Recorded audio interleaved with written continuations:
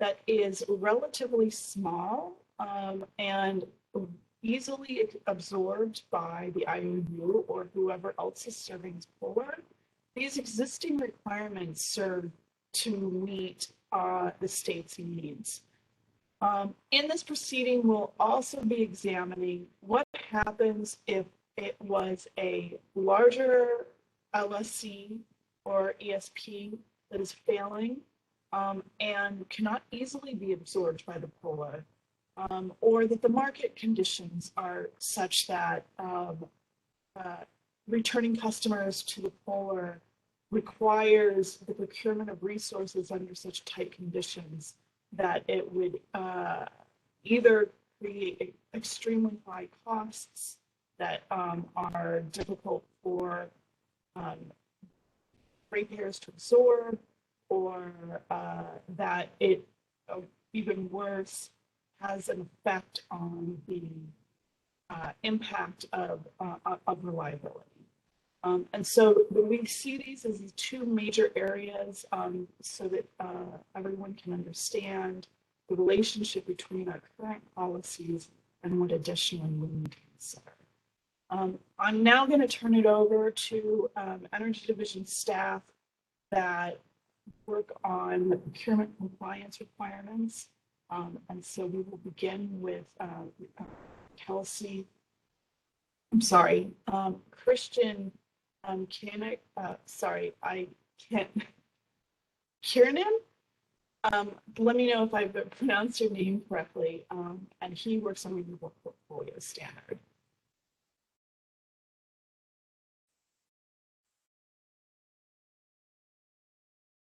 Thanks, Dina.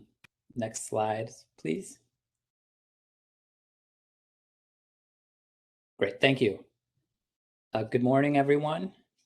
I'm Christian Kaniram. I work on the renewables section of Energy Division, and I'm going to spend the next few minutes explaining compliance requirements for the Renewables Portfolio Standard, or RPS. Overall, RPS compliance is determined by the amount of RPS eligible energy procured within multi-year compliance periods by an LSC. And within this overall compliance requirement, there are three different requirements. The first is a procurement quantity requirement.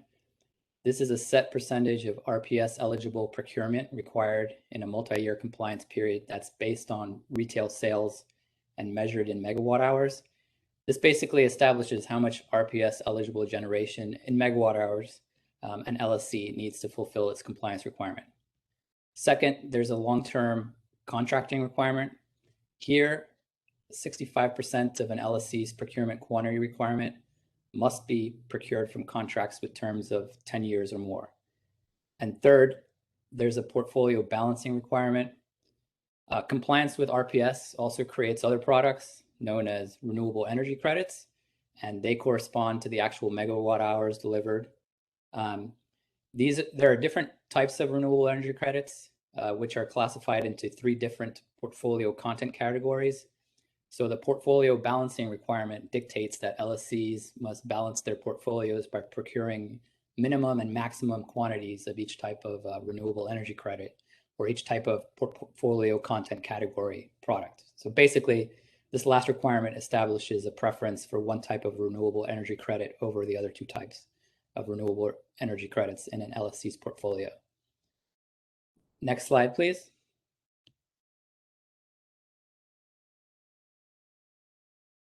As for RPS compliance reporting obligations, retail sellers have to submit an annual RPS compliance report to Energy Division on August 1st of each year. This report details all RPS procurement for the applicable compliance period.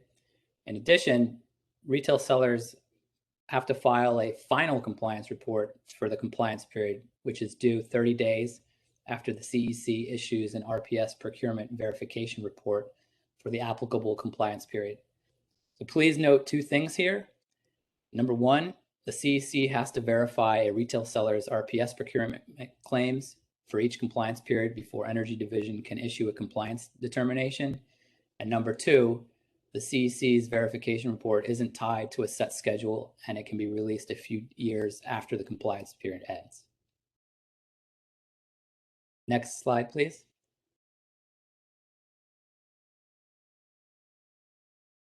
So if an LSE stops serving load and looks to deregister, it's going to have to continue providing annual and final RPS compliance reports until a compliance determination has been made by the CPUC for the period when the retail sales load was served. If the CPUC determines that the LSE didn't comply with RPS requirements in a compliance period, penalties will be levied as part of the RPS compliance and enforcement program. So for LSEs that are deregistering and returning customers back to the provider of last resort, the provider of last resort's load forecast is going to increase, and that in turn will increase the provider of last resort's RPS procurement requirement for the compliance period. And so the provider of last resort will have to meet its increased RPS obligation with procurement of additional RPS eligible energy. So those are an LSE's RPS compliance and reporting requirements. You have your procurement quantity requirements, the long-term contracting requirement that says 65% of the generation have to come from contracts of 10 years or more.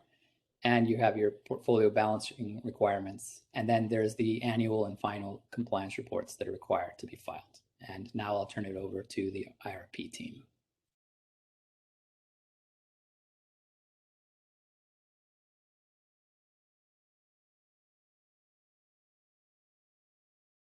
Hi, can you hear me?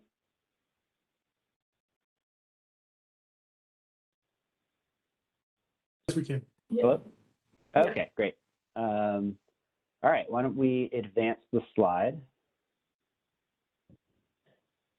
All right, thank you. So my name is James McGarry, and I'm a senior analyst on the CPUC's Integrated Resource Planning team. I'm going to give a short overview of IRP and some of the LSE filing requirements that are relevant to the polar proceeding today. Most of you probably already know what IRP is, but as a reminder, for the state's main venue for long-term decarbonization planning and procurement. There are two distinct tracks of IRP that I'm going to talk about today.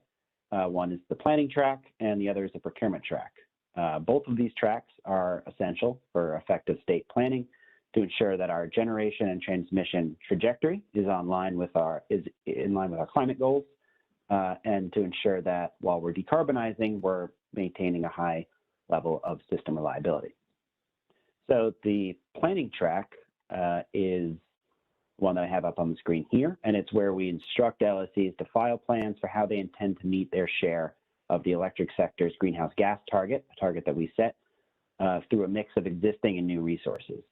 These individual LSE plans, which include 3 different filing templates, are the main vehicle by which we get insight into how LSEs plan to procure over the next decade. We then aggregate those plans to inform what an optimal mix of new resources is needed, what that mix is over the next decade to reduce emissions at least cost while maintaining reliability, and to assess if the LSE's collective planning results in any shortfalls in terms of emissions or reliability. That optimal portfolio mix is called the Preferred System Plan, or PSP. And the PSP is important not just for guiding CPUC and LSE planning, but also for transmission planning as well.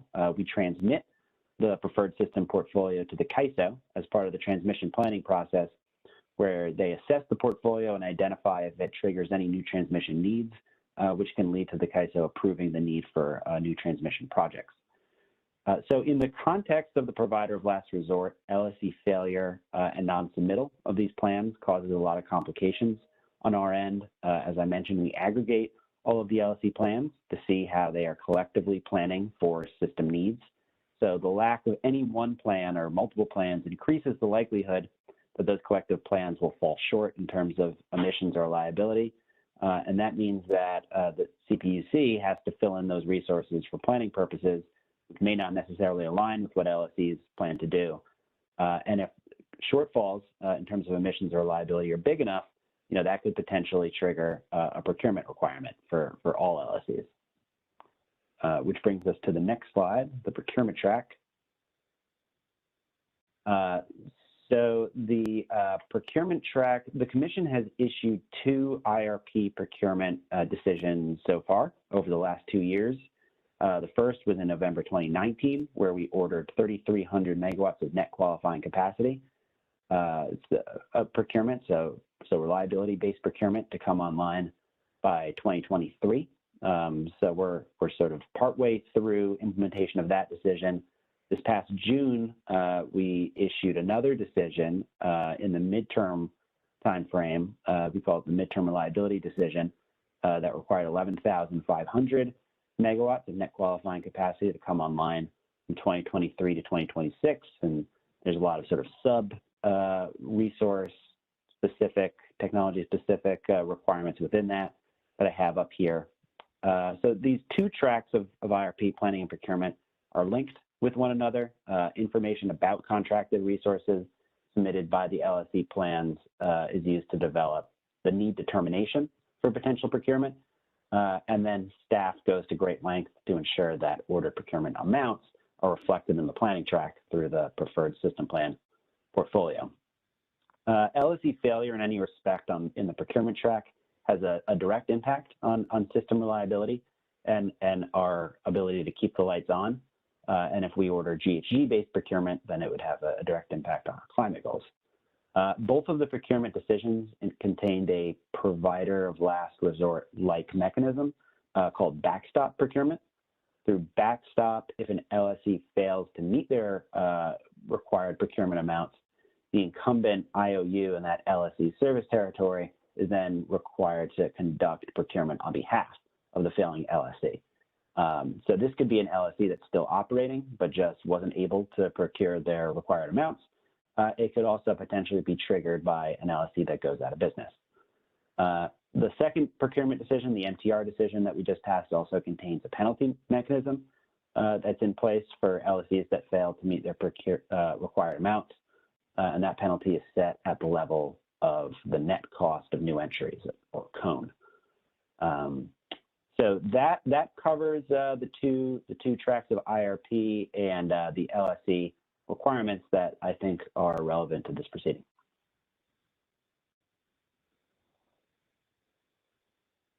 And with that, I will pass it on to the RA proceeding.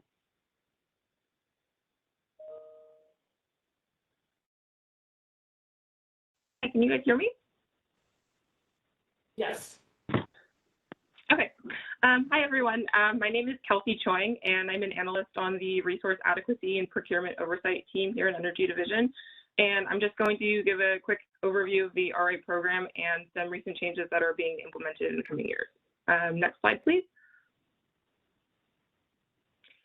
So the current RA program can be generally summed up in this table here.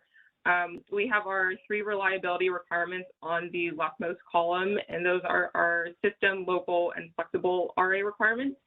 And then on the top, we have the 2 different types of filing requirements. We have our annual or year-ahead filings, which are due on or around October 31st prior to the coming compliance year. And then we have our monthly or month-ahead filings, which are due 45 days prior to the first day of the compliance month. So just as a quick refresher, system RA requirements are used to meet expected peak loads in the entire CAISO balancing area. Local RA requirements are used to meet contingency needs in locally constrained areas, and flexible RA requirements are used to meet the largest continuous 3-hour ramp in each month.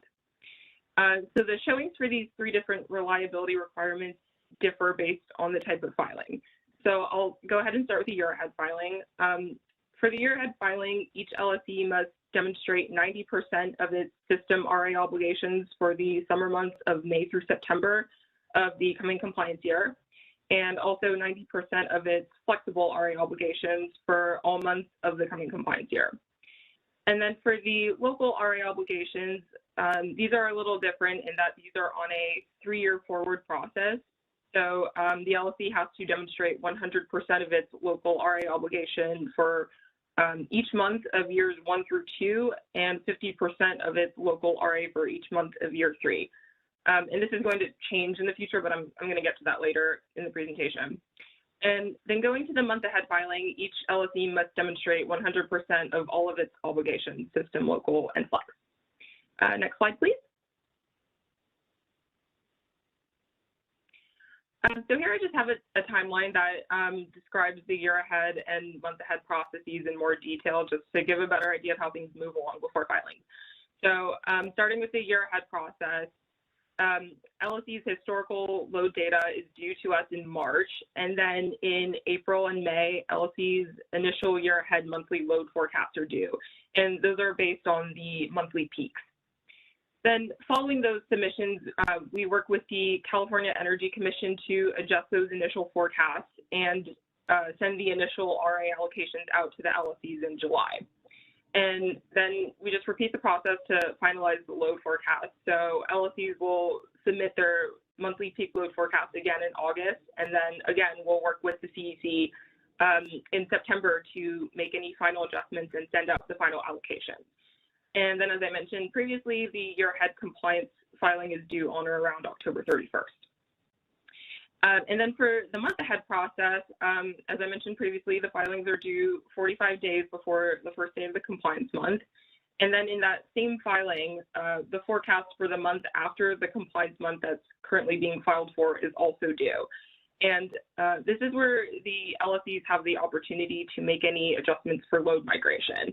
And I want to note that load migration is currently the only allowable reason for differences between the year ahead and month ahead forecasts. So they should match unless there's load migration. And then per decision 19-06-026, the initial year ahead load forecast is binding for RA requirements.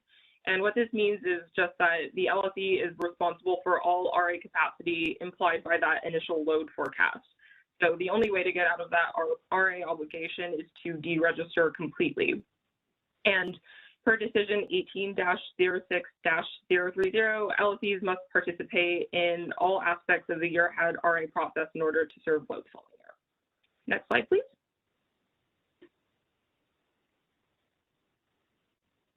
Now I'm just going to give a quick overview of procurement that's done on behalf of LSEs. There are several types, which I've listed here. We have cost allocation mechanism, or CAM resources, and that is commission-ordered procurement, which is procured by the IOUs, and then the net cost of those resources are allocated to benefiting LSEs in the respective IOU transmission access charge or tax territories. And then we also have IOU dispatchable demand response programs, including like AC cycling, the capacity bidding program, the base interruptible program, et cetera. And then finally, we have CAISO backstop procurement resources, which are procured through the CAISO's reliability must run, or RMR designations, and capacity procurement mechanism, or CPM designations. And the LSEs are given credit for all of these resources to show in their RA filings. So a recent change that I want to point out to procurement done on behalf of LSEs is the establishment of the Central Procurement Entities, or CPEs. This came from decision 20-06-002 from last year, and what it did was it established PG&E and SCE as the central procurement entities for local capacity in their respective TAP territories. And this is starting in compliance year 2023. So what this means is that LSEs in the PG&E and SCE TAC areas will no longer receive local RA requirements starting in compliance year 2023, because PG&E and SCE will be procuring on their behalf. So this doesn't mean that LSEs in these TAC areas can't procure local capacity on their own. So if they have local capacity under contract, then they have the option to either bid that capacity into the CPE solicitations, or they can also hold it to show against their own system and flexible requirements, which they will still be accountable for. And lastly, the net capacity cost of CPE procurement will be allocated through the CAM. Next slide, please.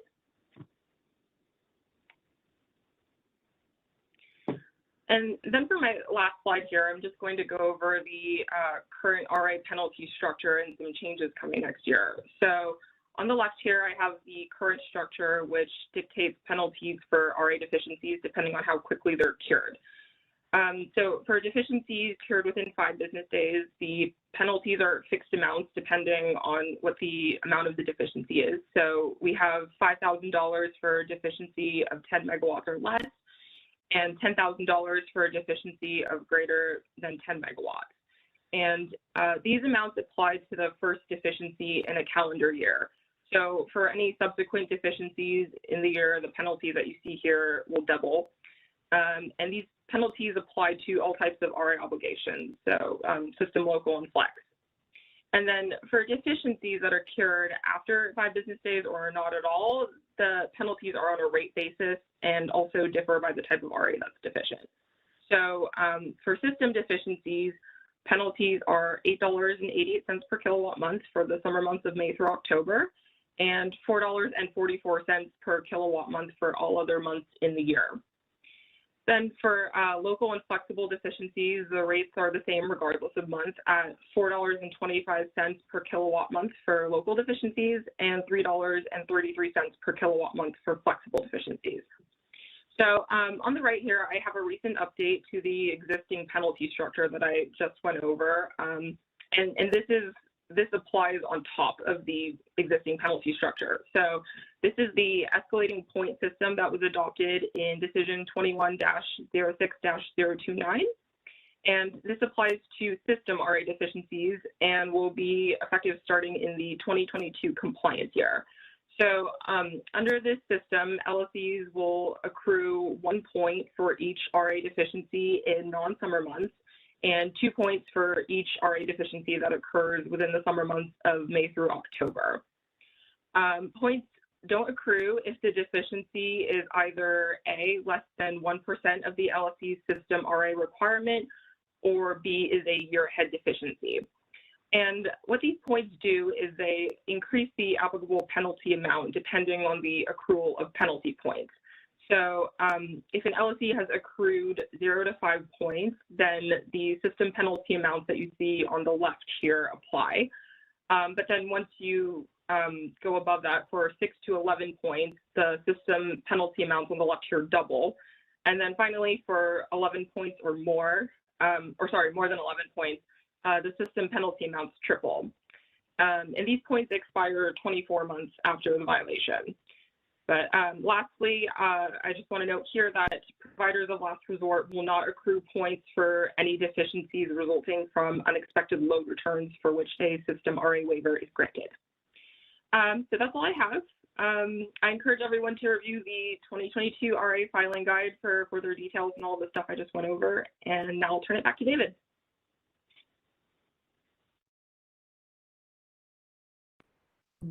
Thank you, Kelsey. Next slide, please. Next slide. Hello again. David Oliver here with the CPUC Retail Choice section. I will be discussing financial security requirements and reentry fees. Next slide, please. So, I want to discuss this because the cost recovery is a key aspect of the deregistration and the POLR process. And the reentry fees in FSR or financial security requirements are actually outlined in the Public Utilities Code 394.25E. The reentry fees specifically are indicated to be needed to avoid imposing costs on other customers of the electrical corporation, bundled customers as they are. And then the financial security requirement is meant as to post a bond or demonstrate insurance to make sure that they can to cover these reentry fees. So in decision 18-05-022, it was determined the reentry fee should cover 6 months of procurement, and that they would be a formula rate or a tariff rate. They will not be trued up or reflect actual recovered cost. This was to provide certainty for the CCA and its returning customers in terms of what they would have to pay. Now, since the FSR, as I mentioned, is meant to cover the reentry fees, its calculation methodology is identical to the reentry fee. But the reentry fee is filed when a CCA fails and the IOU must file a reentry fee calculation. but the FSRs are filed twice a year. And so they will not necessarily cover the actual reentry fees, and to the extent that they don't cover reentry fees, the CCA is responsible for the remaining reentry fee. And in the event that they cannot pay the remaining reentry fee, then it will be shifted to the returning customers from the CCA to the pool. Next slide, please. So I just wanted to at first do this high level basic calculation of the reentry fee and FSRs. And basically what it is it's these incremental procurement cost consisting of an energy cost, an RPS cost, and RA costs. And I will go over these in a little more detail in the next slide. There's also an administrative cost aspect to it. Generally, that's much smaller compared to the other three. And then those three costs are offset by a revenue component of which the polar receives revenue based on the rates, the generation portion of the rates that it is recovering from the returned customers.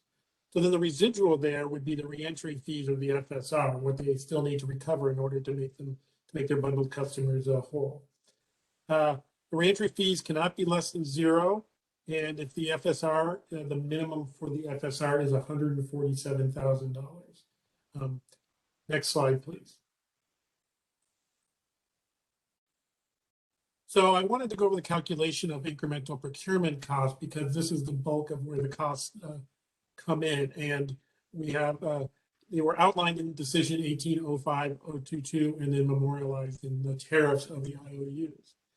And as we mentioned before, there are three components: the energy cost, which are based on forward market price, forward energy prices for the intercontinental exchange, and then this language that is in the tariffs for RPS and RA cost allowed the IOUs to use different sources depending on their interpretation of it. So for the RPS cost, for example, the language is, if available, a robust index, a forward quote, or durable methodology for regularly estimating the value of the REC. While for an RA cost, it says, if available, a forward quote of RA prices, otherwise data published in the CPUC RA report. And just to let you know, the most recent CPUC RA report was the 2019 RA report published in 2020. And so, as I mentioned, the IOUs interpreted this in different ways, used different sources to calculate the FSR amounts. What we found is that there is significant effect on the FSR depending on which sources are used. And I will give an example in the next slide, but we gave some guidance to the IOUs regarding what sources should be used and we hope what should be used, excuse me. So for example, we thought the PCIA market price benchmark for RPS was an acceptable input for the FSR based on it being a durable methodology for estimating the value of the REC. And the most recent RA report, we recommended, I don't want to say recommended, I'm sorry, we suggested was a more appropriate input for the RA cost for FSR. So as I mentioned, these inputs can have a dramatic effect. And if we go to the next slide, please. So the energy and RA prices and even the REC prices can have a significant impact on the FSR amount, just as this slide will demonstrate. And this slide demonstrates that using three different cases. The baseline case, which uses the current inputs for the FSR, a case where we've increased the forward prices by 15%, and a case where we're using the PCIA market price benchmark. And if we go to the bottom line here, we can see the effect on the reentry fees or the FSR. In the current case, oh, and I should mention this is not representative of any LSE. This is an illustrative example only. So as we can see in our example on the baseline, the revenues actually outstrip the cost, and so the reentry fees would be zero, and the FSR would just be $147,000. But if we increase as we see, if we increase the forward price or use the RA market price benchmark, the FSR jumps up dramatically to a positive requirement of $8 million. And you can see that in line under the sum of the incremental procurement costs, where those go up dramatically. They only go up themselves about 10 million, but that's enough to switch it over based on the current numbers to a large amount, which is a significant change for a CCA going forward. So these issues are reasons why the poller is going to put more examination on the FSR and the reentry fees going forward. That is all I have regarding the reentry fees and FSR. I will give the stage now to Dina, and we'll continue, I believe, with the Q&A. Yes, and thanks everyone. We are now have a brief question and answer period. We're running a little bit behind on schedule, so we'll need to cut our Q&A short, but want to make sure that we answer any questions. So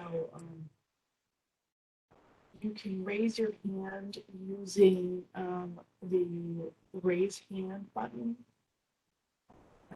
Control panel.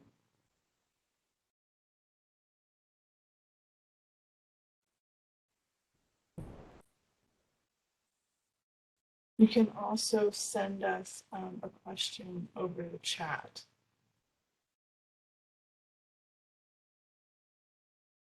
David, do you see any raised hands? No, I don't see any questions at this time.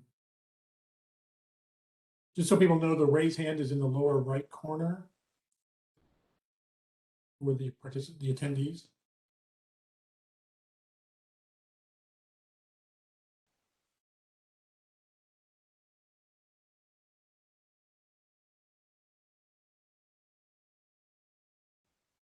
Okay, well, if we don't have any questions, we can move on.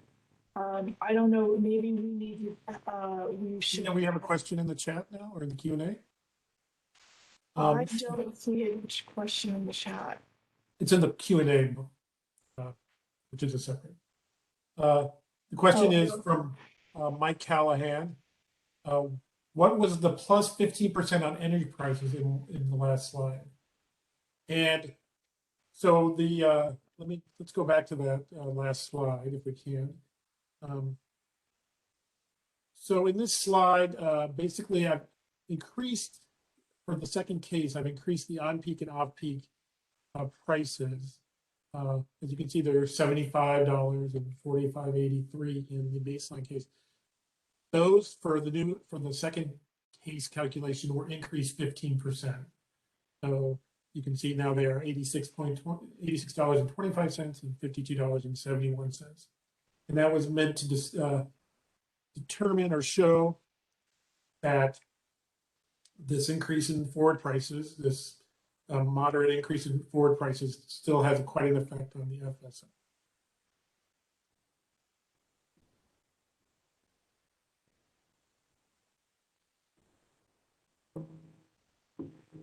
Any other questions?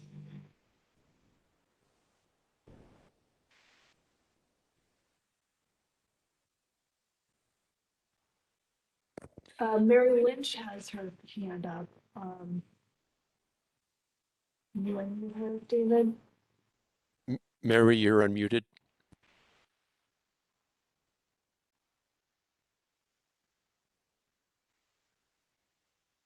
Mary, are you able to hear me?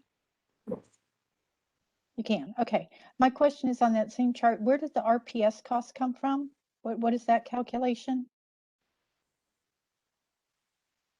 So the RPS cost is from the most recent market price benchmark from the PCIA. So it is $14.49 per megawatt. Okay, and that's just not up in the top part where you have the other benchmarks. No, that has not been changed from the other. I see. From the baseline. Okay, thank you. So, yep.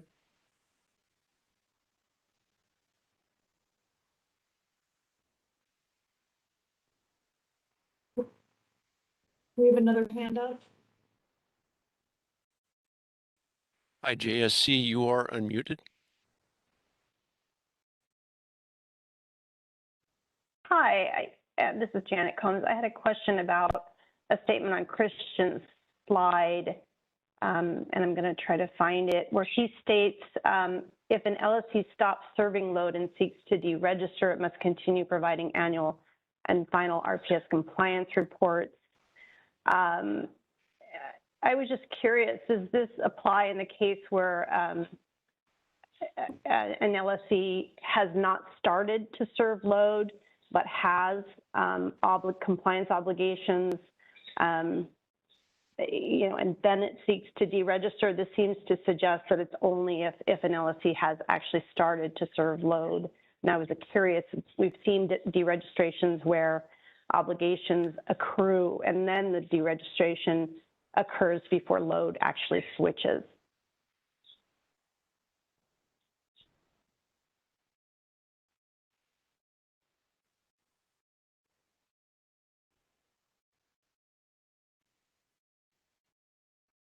Hi, this is Christian, who gave the RPS presentation.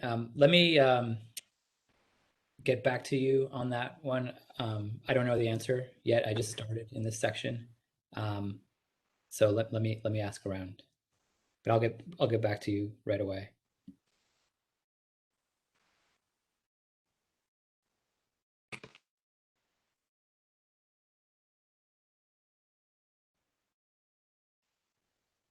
And Matt Friedman has his hand up. Can he be unmuted? Matt, you are unmuted. Thanks, Matt Friedman here on behalf of Turn. My question goes to the financial, the reentry fees and the calculation that's provided in that presentation. My confusion here is that the assumption is that customers returning are paying the ERA-approved generation rate, but my understanding is that customers that are returning pay a transitional bundled service rate, which is calculated differently from generation rates. So I'm wondering whether I'm misunderstanding the disconnect or whether there are some other factors that need to be considered here. Thanks. Yeah, hi, Matt. Yeah, the transmissional bundled service rate is applied to customers that are voluntarily returning to bundled service. If they are involuntarily returned, their procurement costs are estimated through this predetermined calculation for reentry, and they are put automatically back into standard bundled rates. With the reentry fee, the LSC has, if they can pay it directly, they are able to pay it. And if they are unable to pay it, then the reentry fee is charged directly to those returning customers.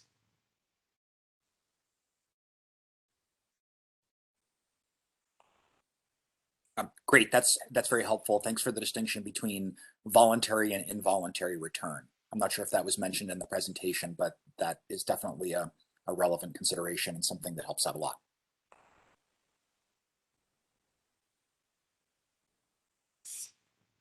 Okay.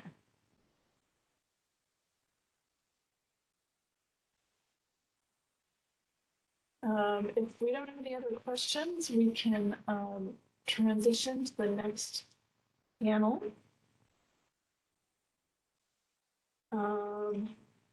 And actually, I think we have time for a break. Why don't we take a 10-minute break so that we can begin at 10:15, and that will put us on schedule.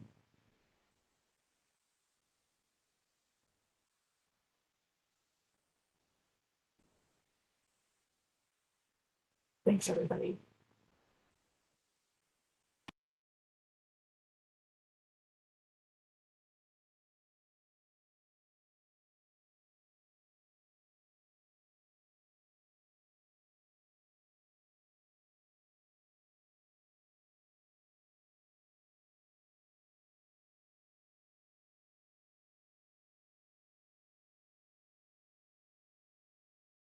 Yeah.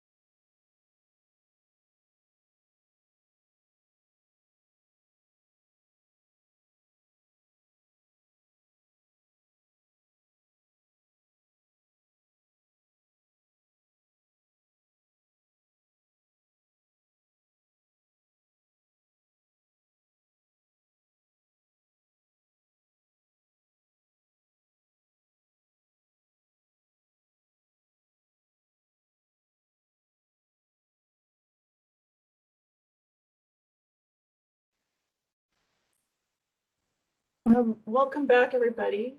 We should get started. So for the next panel, we will be having a discussion with the key stakeholders representing the utilities, the community choice aggregation, direct access, and public advocates, as well as CAISO, to discuss the current requirements and gaps and relevant issues from their points of view. And we will be starting with Erica Brown from PG&E. Thanks, Dina. Can you hear me? Yes. Great. Hi, my name is Erica Brown. I work for PG&E. I'm the Director of Energy Policy Analysis and Design. And before I start, I just wanted to thank the Commission for putting this together and all the speakers so far. I know these are a lot of work, and I really appreciate it. All right, next slide, please. All right, starting today, I'm going to go over a little bit of PG&E's load in our service territory. So if you'll see below, PG&E currently serves a little under half of our customers as bundled customers, and the rest of the customers have departed to CCA or DA. What you can't see on this slide is the trajectory of that departure. So from PG&E's perspective, it was a relatively slow drip, and then there's sort of a massive waterfall that started in the 2017, 2018, 2019 timeframe. And I bring this up because I think it ties to some of the presentations we heard earlier, where the state didn't necessarily anticipate this huge departure, and the retail choice landscape, I think, has evolved a little bit faster than some of our processes and structures in place. So really appreciate this opportunity to take a closer look at Polar today. In this presentation, I'll focus on some of the things we've noticed as we've seen this change and that we're concerned about. And I have a couple themes I want to highlight. One of those is consumer protection. So both for the customers that have not departed, who remain on bundled load, and those customers who do depart, making sure that the structures are in place, that they can continue to be provided reliable service, and that we can do so affordably and not jeopardize our ability to meet the state's renewable goals. And then the second item that I want to focus on is appropriate regulation of and compensation for the Polar service. So making sure that there's appropriate oversight so that we can achieve those consumer protection and reliable service goals, and also making sure that appropriate compensation is there so that the Polar can function and perform when needed. Next slide, please.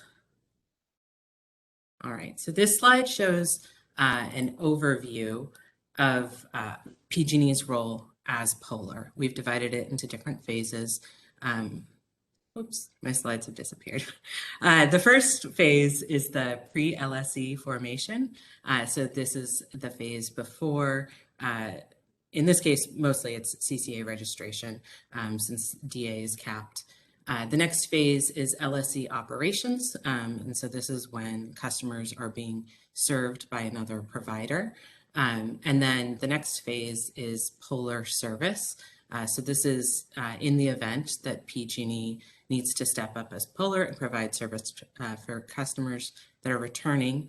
I'll note here that PG&E has not seen CCA failure or a DA failure that results in massive load migration back to PG&E. What we have seen is CCAs who go most of the way through the registration process and then deregister. So we do have that experience. And then the last phase is post-Polar service. So that's actually providing Polar service after customers have returned. On the bottom of the slide, we've listed out the pieces that we think are working well and that have opportunities for enhancements. So in the first phase, I think the CCA registration process is clear at this point. The roles and responsibilities are clear. What's working less well from our perspective is some of the responsibilities during implementation. As I mentioned before, we've had a situation where a CCA starts to launch, goes through the process of receiving requirements, and then deregisters, which leads to a little scrambling on our part. In the next phase, LSE operations, we think there's a clear designation of the polar entity, which is great. I think there's some pieces that could be improved. One of those is the FSR calculation. So as it is now, it's insufficient to cover likely hedging costs. Of course, remembering that the LSEs are most likely to fail when costs are very high. So I think that's worth taking into consideration.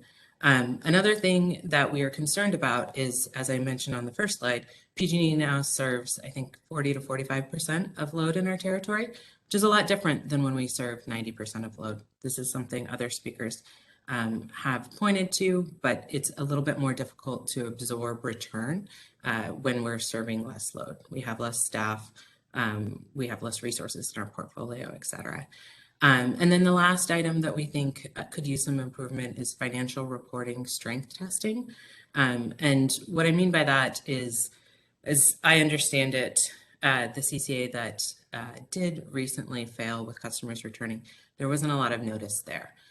So as Polar, PG&E can do a lot to try and monitor the health of these LSEs so that we can prepare for their return in advance and be ready in the event that it's going to happen.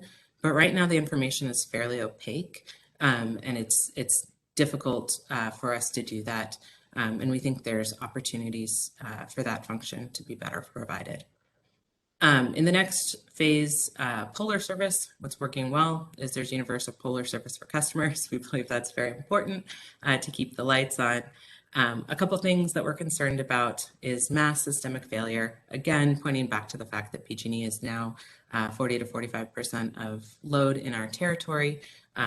It's a little bit harder to absorb. Given that CCAs or DA providers are most likely to fail when prices are high, we're concerned about conditions where multiple would fail at once. Consumer protections, this is something I've mentioned before, and both in terms of the customers that we have on bundled service not being impacted by return, but also making sure that those customers who have returned are positioned to not see extremely high prices. And then the last item here is compliance obligation ambiguity. We believe there's a little bit of clarity in some areas, such as resource adequacy when customers return, but we'd like a little bit more clarity for all of our compliance obligations when customers return. And then the last item, or last phase we have listed here is post-polar service. So what we think is working well so far is that there's a limited polar transition time, which we think is appropriate.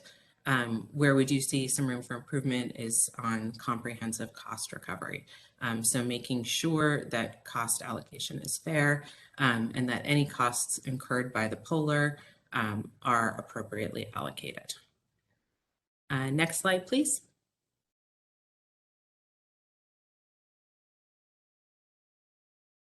Thank you.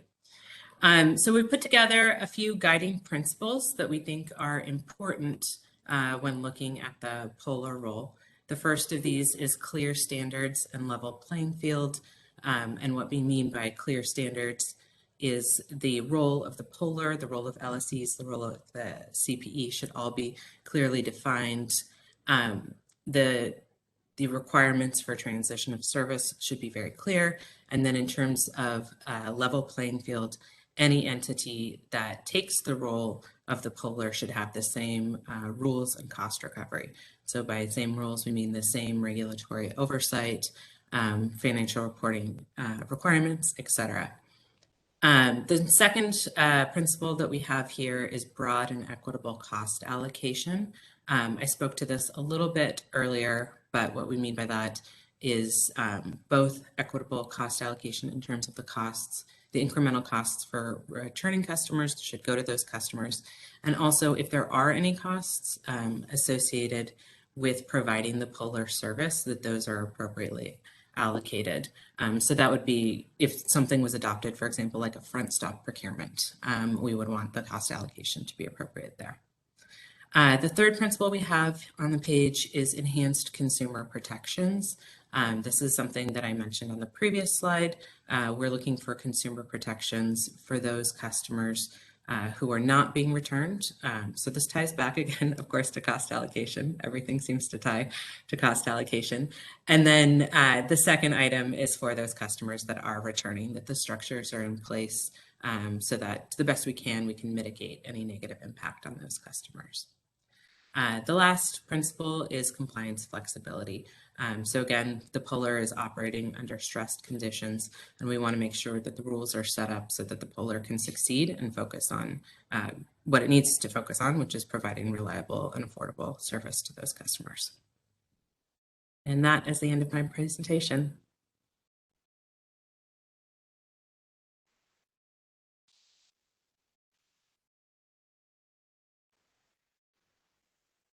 Great, thank you. We will now pass it on to Josh Copenhaver from CE. Hi, good morning, everyone. My name is Josh Copenhaver. I am a Director of Portfolio Planning and Analysis.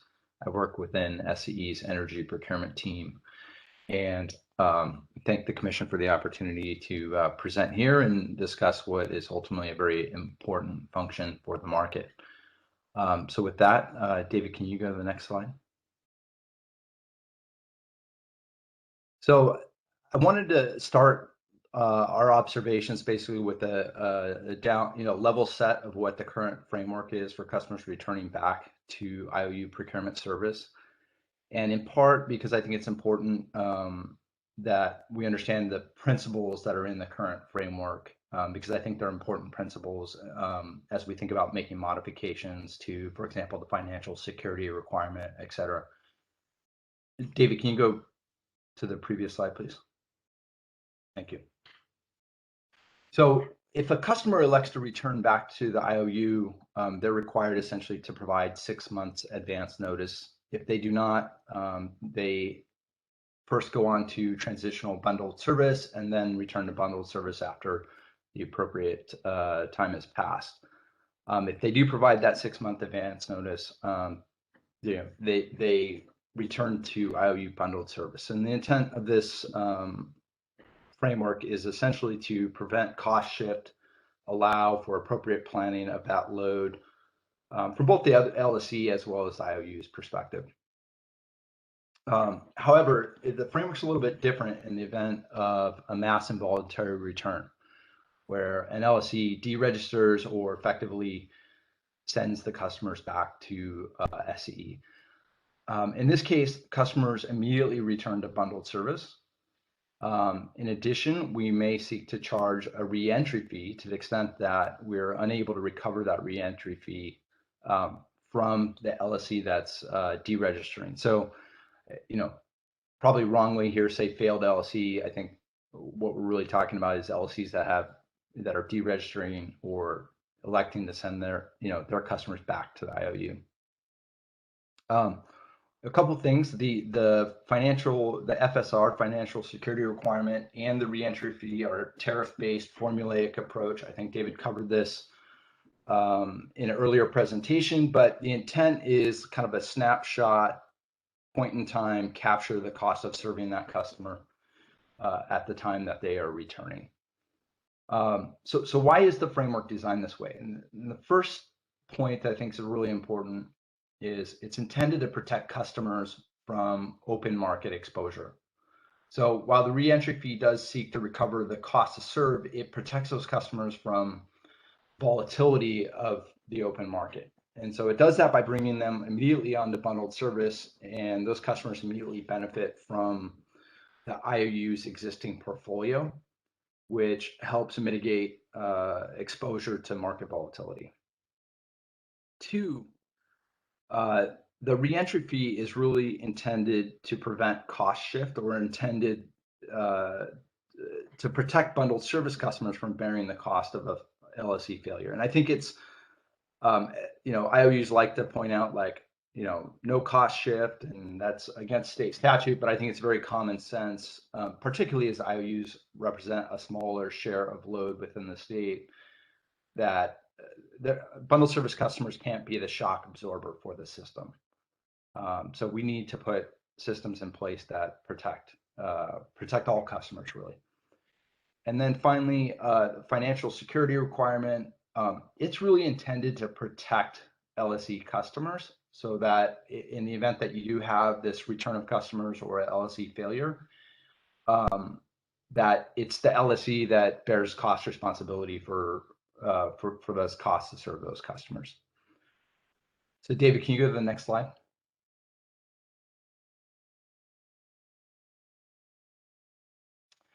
Okay, so one of our primary concerns with the existing framework is we believe the FSR and the reentry fee methodology is inadequate. And there's really 2 points that I want to highlight. One of them that was alluded to in David's earlier discussion, one that was not addressed.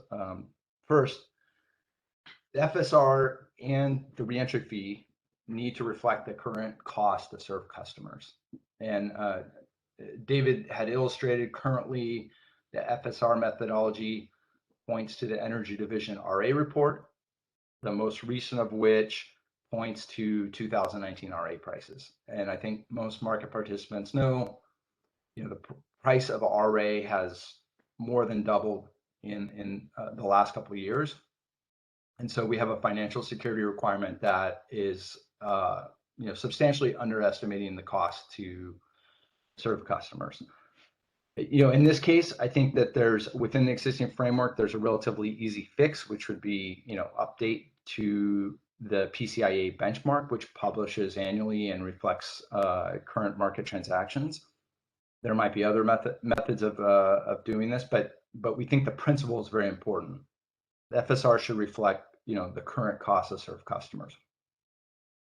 The second point is a little bit more nuanced, but I think it's really important. And I think it helps explain why, if we look back over recent years, we've rarely had a financial security requirement that was above the minimum $147,000 LC posting.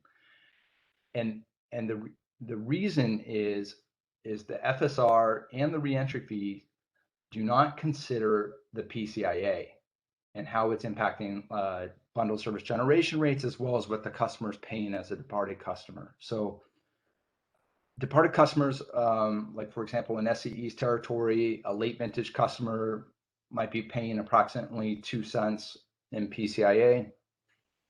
Bundled service customers are also paying a similar amount, although it's wrapped within the generation rate.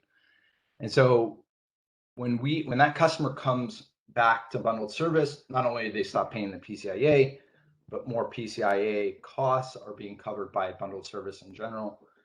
The issue that we see is if you're comparing the cost to serve, so energy, RA, RPS, relative to the bundled service generation rate, in the case of SCE, approximately 8.5 cents, there's this gap that ignores the fact that part of that 8.5 cents is approximately 2 cents of PCIA costs that are embedded. And so the proper kind of comparison of cost to serve those customers is more like 6.5 cents. So I know this is a little bit technical, but it's something that I think hasn't been raised in this venue before, and it's something that more recently came to our attention. So we want to put a flag in it because we think it's an important consideration. So what does that mean if the FSR and reentry fee are essentially inadequate? Well, one is, our experience is it's really hard to recover reentry fees over and above the FSR from a failed LSE. That often is going to mean going into a bankruptcy process. You're going to have to get in line with other, creditors. It leaves, essentially, it's leaving the LSE's customers exposed to the reentry fee. So it's not good for customers. And then two, considering this PCIA cost, we think just, there's essentially a systemic kind of cost shift here in the methodology, because the methodology doesn't factor in these legacy contract costs, and those need to be considered. So a couple key principles, and we're not seeing what the right answers are, but the FSR and the reentry fee, should reflect the cost to serve. And we believe under the current methodology, both LSE customers and bundled service customers are exposed to the risk of LSE failure. David, next slide, please. This slide's a little bit of a catch-all, but we just wanted to capture some of the areas where we have concern with the existing kind of frameworks or regulations.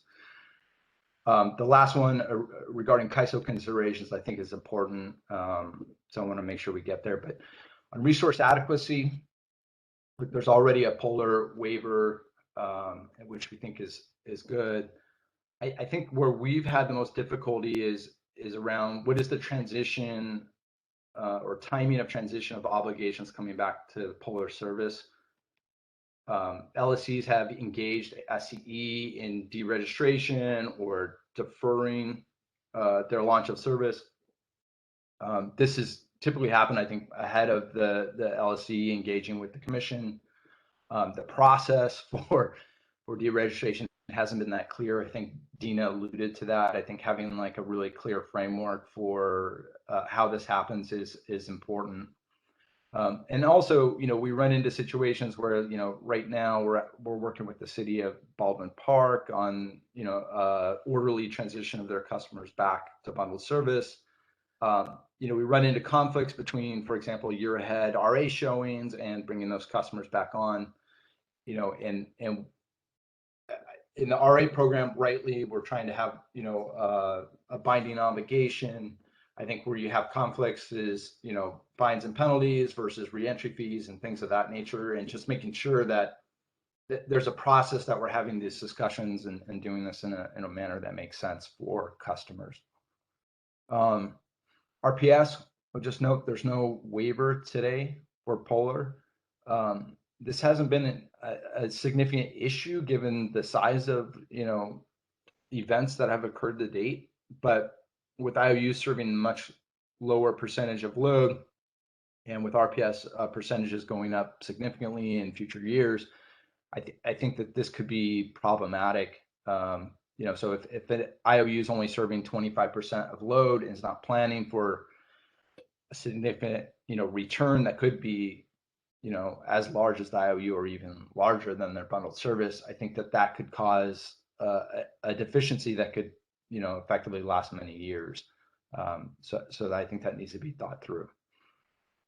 Within the IRP, there needs to be a transition of IRP obligations back to the Polar service provider. I think in the case of WCE, we actually filed an advice letter to formally bring their obligations onto us. So I know there's a backstop methodology, but now that, you know, in the midterm reliability ruling, there's penalties and other things, like I think it needs to be, you know, clear how those obligations return to the IOU, and also there might need to be a combination depending on, you know, what the timing is of that return relative to when those obligations kick in.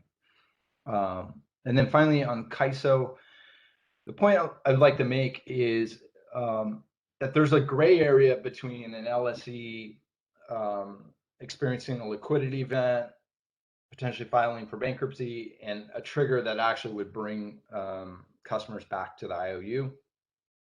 So as long as that LSE is still serving customers, their scheduling coordinator would still be on, you know, the hook with CAISO to cover the cost of load. You know, if they have concerns that they're, you know, they're not going to be receiving funds, they in turn might seek their own, you know, bankruptcy protection. CAISO has it within its tariff rules on what happens if you have that sort of event. But I would just note, you know, that scheduling coordinator might represent multiple load serving entities. Within CAISO's tariff, I believe the costs that are not paid by load serving entity are ultimately socialized. You know, that could cause challenges for other entities as well. So I think that there's a question of just, you know, what is the trigger for load returning to Polar service when you do have this kind of catastrophic event or liquidity crisis that, you know, that's not clear today. There needs to be some sort of handoff, if you will, or sort of agreement for load to transfer. So those are the points I wanted to make, and I appreciate the time, and I thank the commission.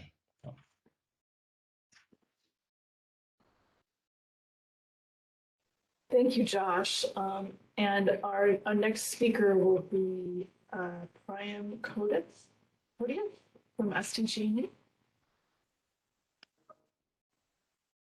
Hi there, can you hear me? Yes. Excellent. My name is Prem Kodiath. I'm the Resource Planning Manager at San Diego Gas and Electric. I'd like to start by thanking the Commission for hosting this discussion. We understand that this is a very important discussion, and so we're excited to have this workshop to be able to kind of tackle through some of these challenges. Next slide, please. Similarly, we wanted to kind of level set in terms of what SDG&E is experiencing within its territory. So we serve just about 3.6 million people through almost 1.5 million accounts in both the San Diego and Southern Orange counties. In 2020, we served over 14,000 gigawatt hours to bundled customers. But when we look out to 2025, we forecast serving less than 25% of the region's load. So this is echoing what Erica and Josh had said about, the significant amounts of load migration that's occurring across the state. The interesting nuance that is happening within our service territory is not only are we expected to be such a small portion of the region's load, but we're forecasting to not even be the largest load serving entity within our region. And that has some unique nuances in terms of what happens when an IOU is serving as a puller for 2 or 3 times its existing load in terms of potential load. Next slide, please. So instead of kind of re-echoing everything that Erica and Josh have kind of put forward, we want to just build on some of the areas that we specifically see as some what works and what are some challenges. As it relates to what works, as was stated, we do believe that the simplicity and clear designation of who the puller is very important, and we think that that's working very well. Having customers kind of fall into a quote unquote no man's land would absolutely be challenging in the event of a puller service needing to be activated. And we do believe that the non-emergency or kind of these catastrophic failures or deregistrations is kind of the words that have been used, that we believe those transitions are working relatively well. So in terms of customers choosing to opt in or opt out, those transitions are working pretty well today.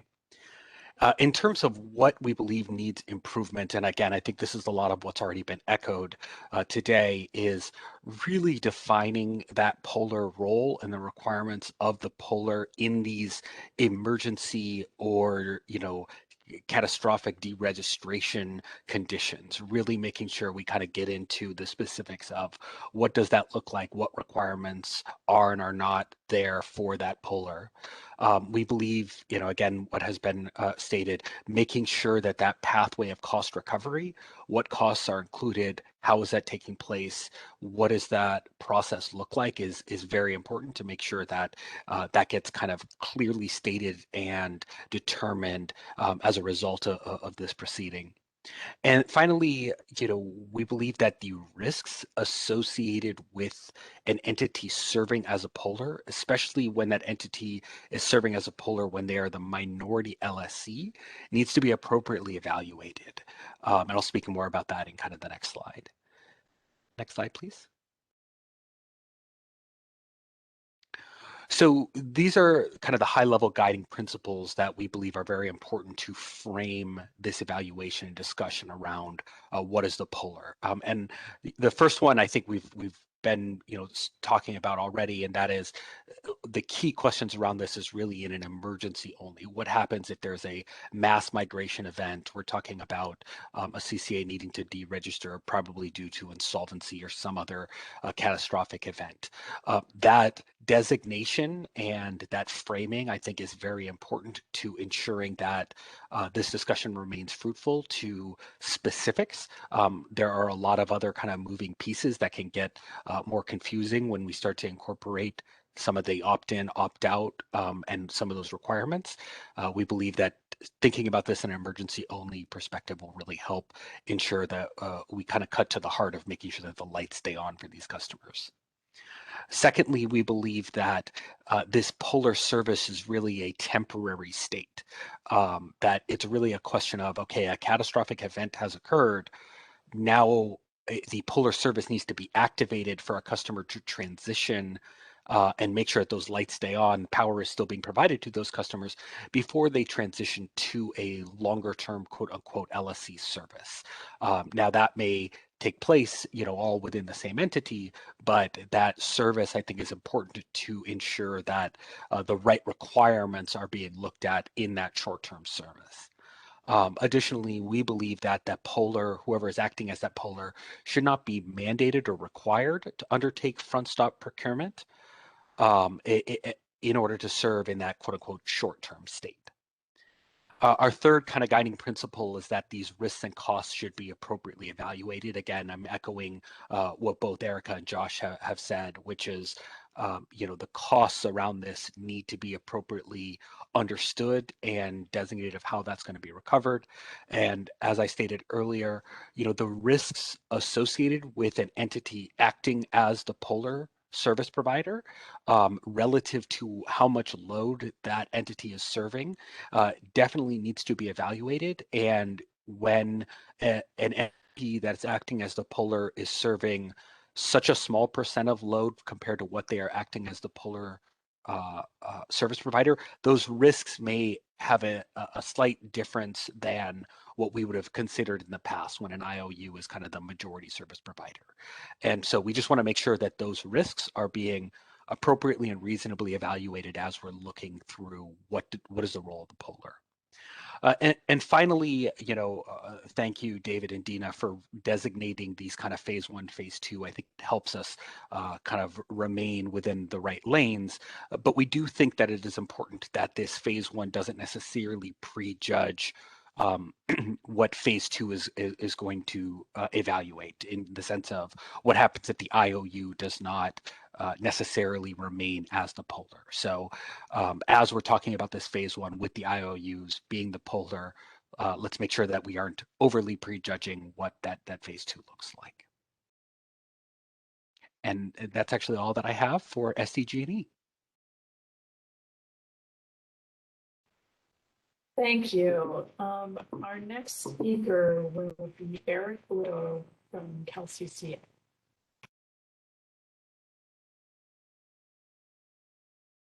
Good morning, and as with all of the speakers today, thank you very much for hosting this. I really do appreciate it. I think it's a good opportunity to walk through the concerns that are out there and how best to position the state in this regard.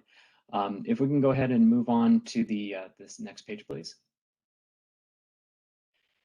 So I think that I'm going to start off by saying that the overall guiding principle that I'm working from is ensuring that we protect both the bundled and bundled customers. And by doing so, we will have a situation in which entities are best able to serve load. I would note that in the proposed decision on customer bill debt under COVID-19, there's a finding of fact that says financially sound CCAs benefit customers as a whole. And I absolutely agree with that. In fact, I think that financially sound entities in the energy market in general benefits customers. And we ought to be working towards ensuring that we have those types of situations. So what I'm going to talk to you about today is a little bit about how the different hedging mechanisms work and how they are maybe different between different customers that are being served by different entities. Discussion about what is the goal with regard to meeting state policy goals in terms of who should be doing that and whether or not having Polar do that is a duplication of those responsibilities.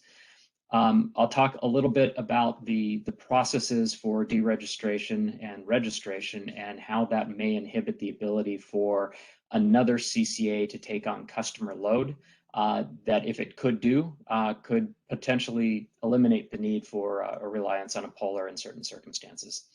And then acknowledge that we've had some recent and I'm sorry, I do say involuntary and voluntary returns here. That I think this should just be involuntary returns because of the time frame, as Josh had just discussed, and the opportunities for some assessment of those to figure out how to enhance those moving forward. Next slide, please.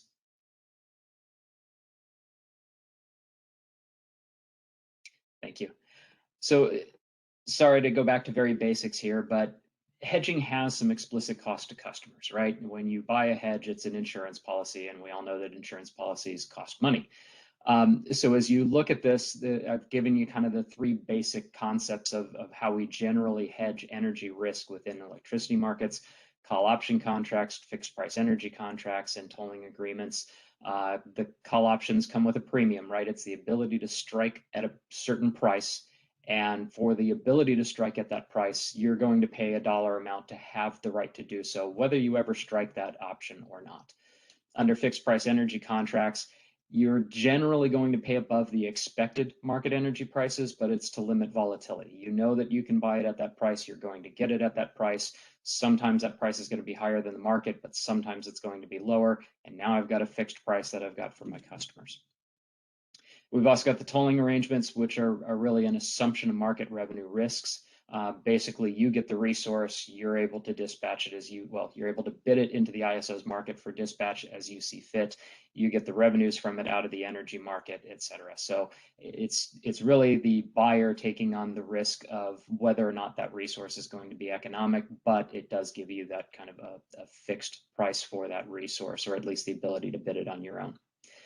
So those are the kind of traditional hedges that people would put in place. And I do want to recognize that PCIA in and of itself is a hedge of sorts for CCA customers, but it's different than what it is for utility customers. In general, if power prices increase, PCIA goes down. If power prices go down, PCIA goes up. And that's true for any of the benchmarks, whether it's RA, it's RPS, or it's the Brown power prices. So that works in the same direction. I think that the same dynamic, though, doesn't really hold true for a bundled load customer because they've got a total bundled rate. So when those go up and down, it doesn't change the bundled rate that they're paying. When it goes up and down in PCIA for a CCA or a direct access customer, it most definitely does. It changes as soon as they change that PCIA rate. I think that we've been looking at Polar and whether or not it should be doing increases in those types of hedging activities. We've talked about the FSR, we've talked about reentry fees. Those are hedges against those customers returning to bundled load, but in buying those hedges, there are costs associated with them. So we need to recognize those things.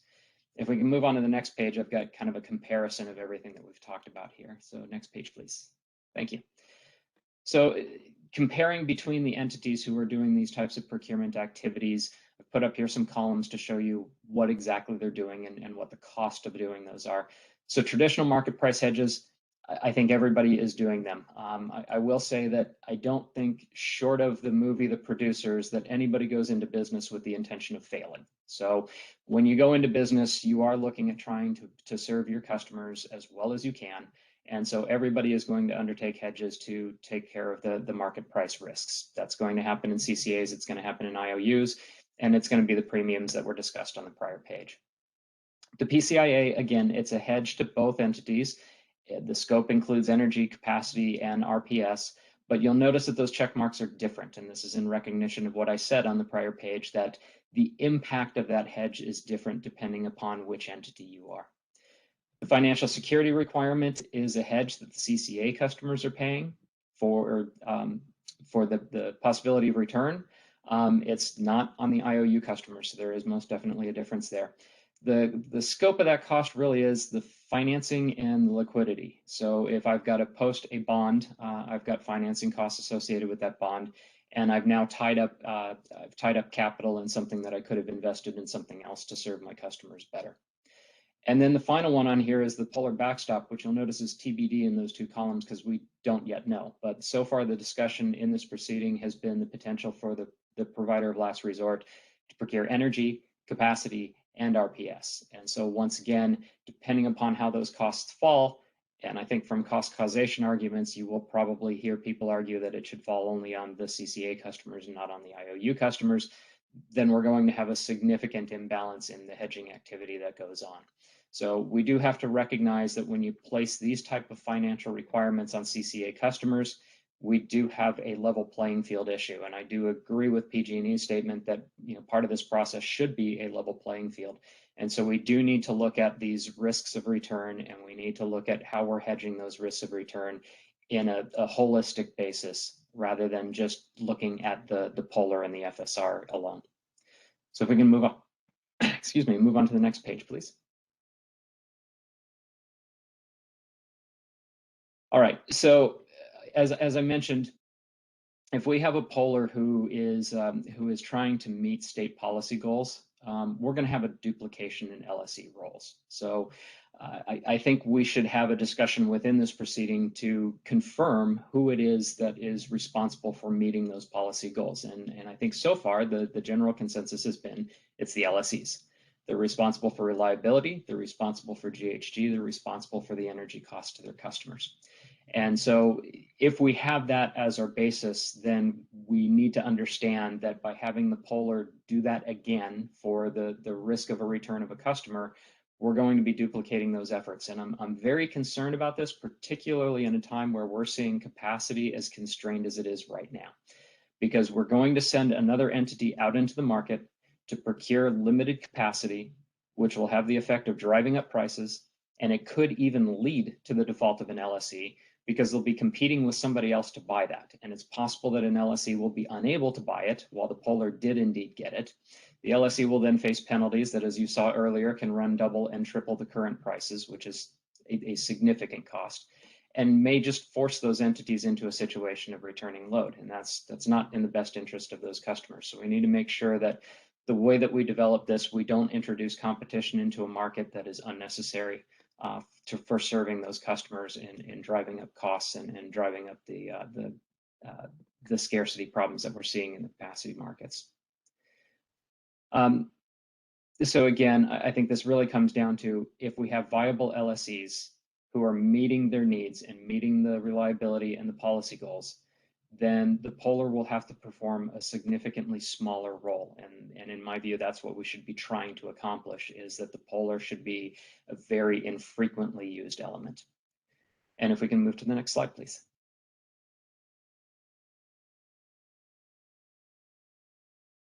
So one of the questions about how do we do that? How do we make sure that the polar is not somebody who's used quite as frequently? Well, I think when it comes to returning load, there's a potential there that we might be able to find another CCA who is willing to take on the load of those customers.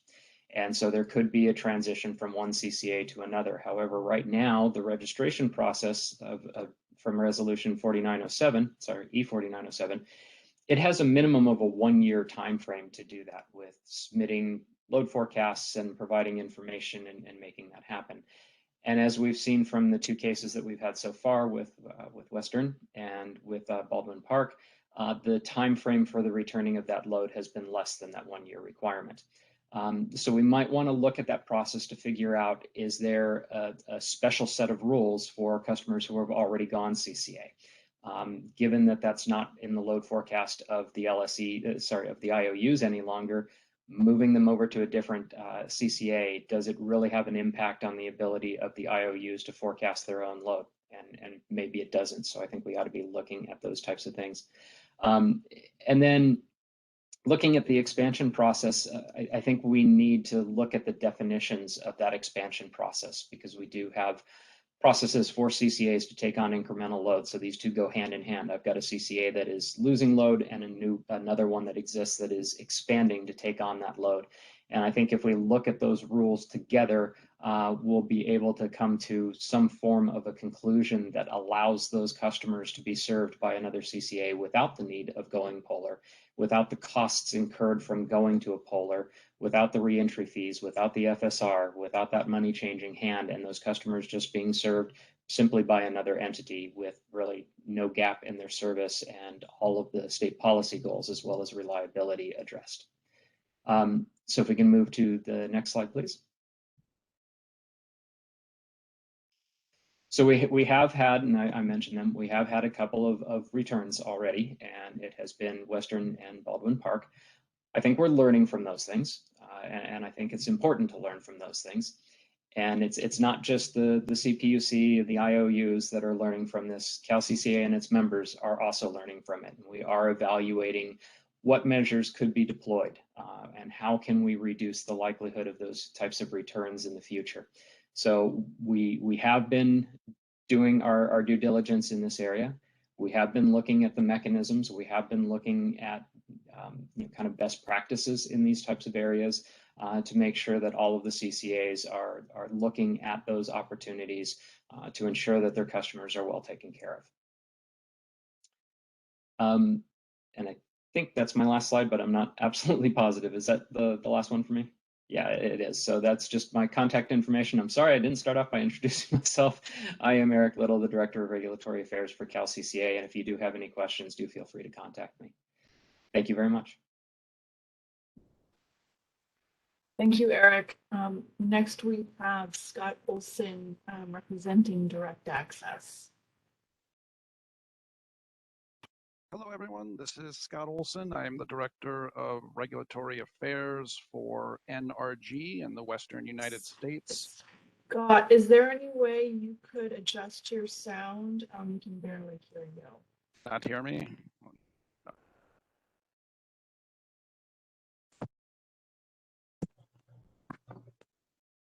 Any better? Any better at all? No? It's still pretty quiet. I'm going to log out and log back in. Hopefully that might help. 1 second.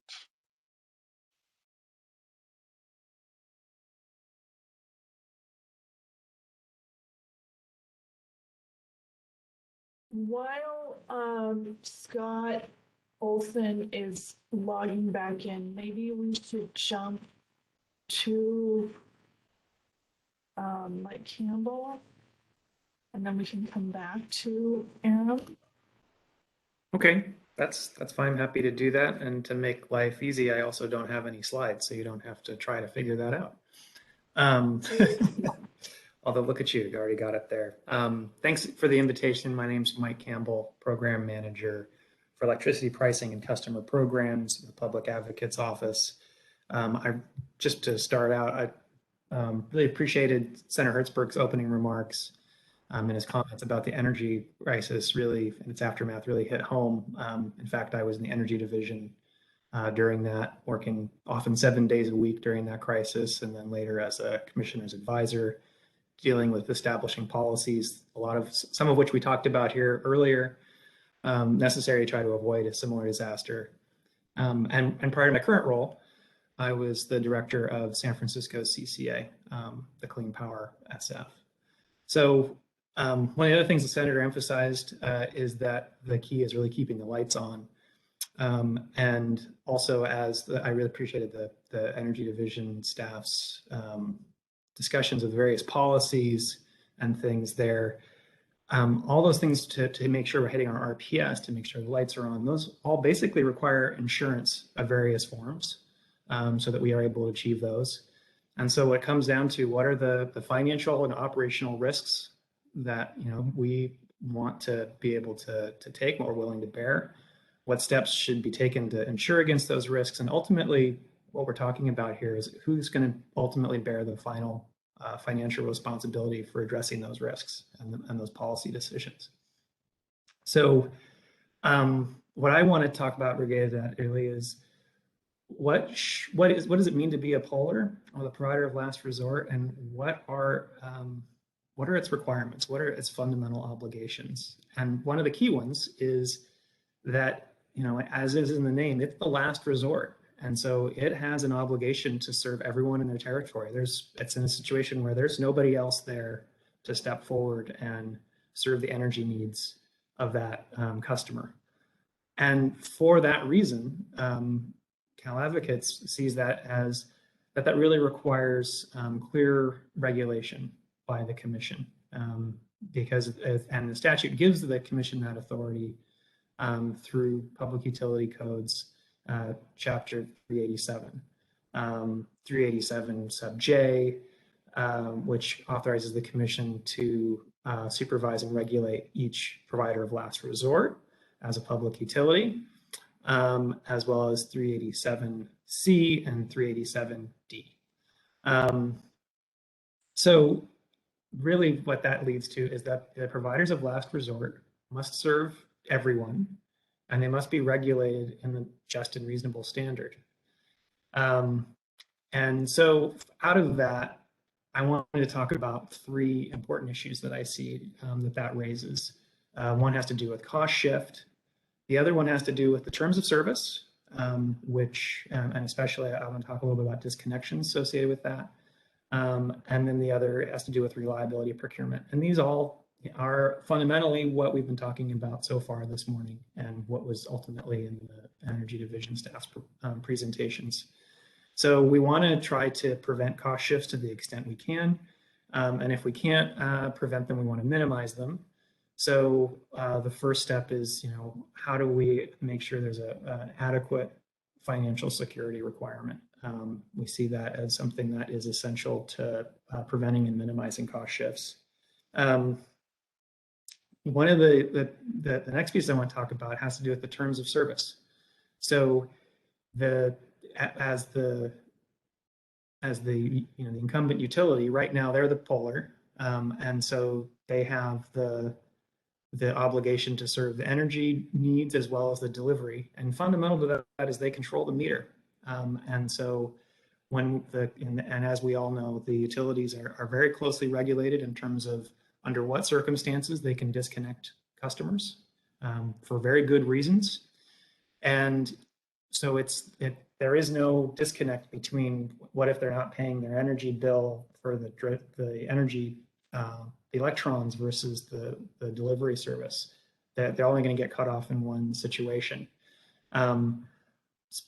It would be rather awkward if the load serving entity that's serving the polar has different terms of service and would disconnect customers for under different terms.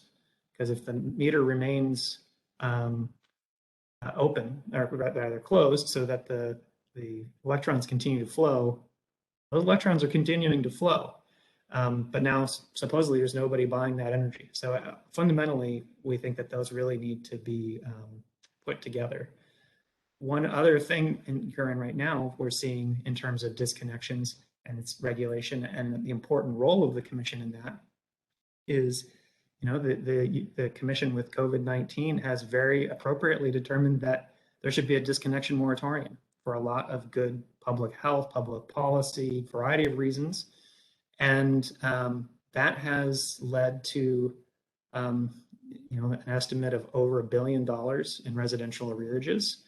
And fundamentally, that represents an extension of credit that the utilities have provided to customers that would not have occurred but for commission regulation. So this is a really important point that I want to emphasize in terms of why having the terms of service for the provider of last resort being regulated by the commission has real world implications and is something that is very important.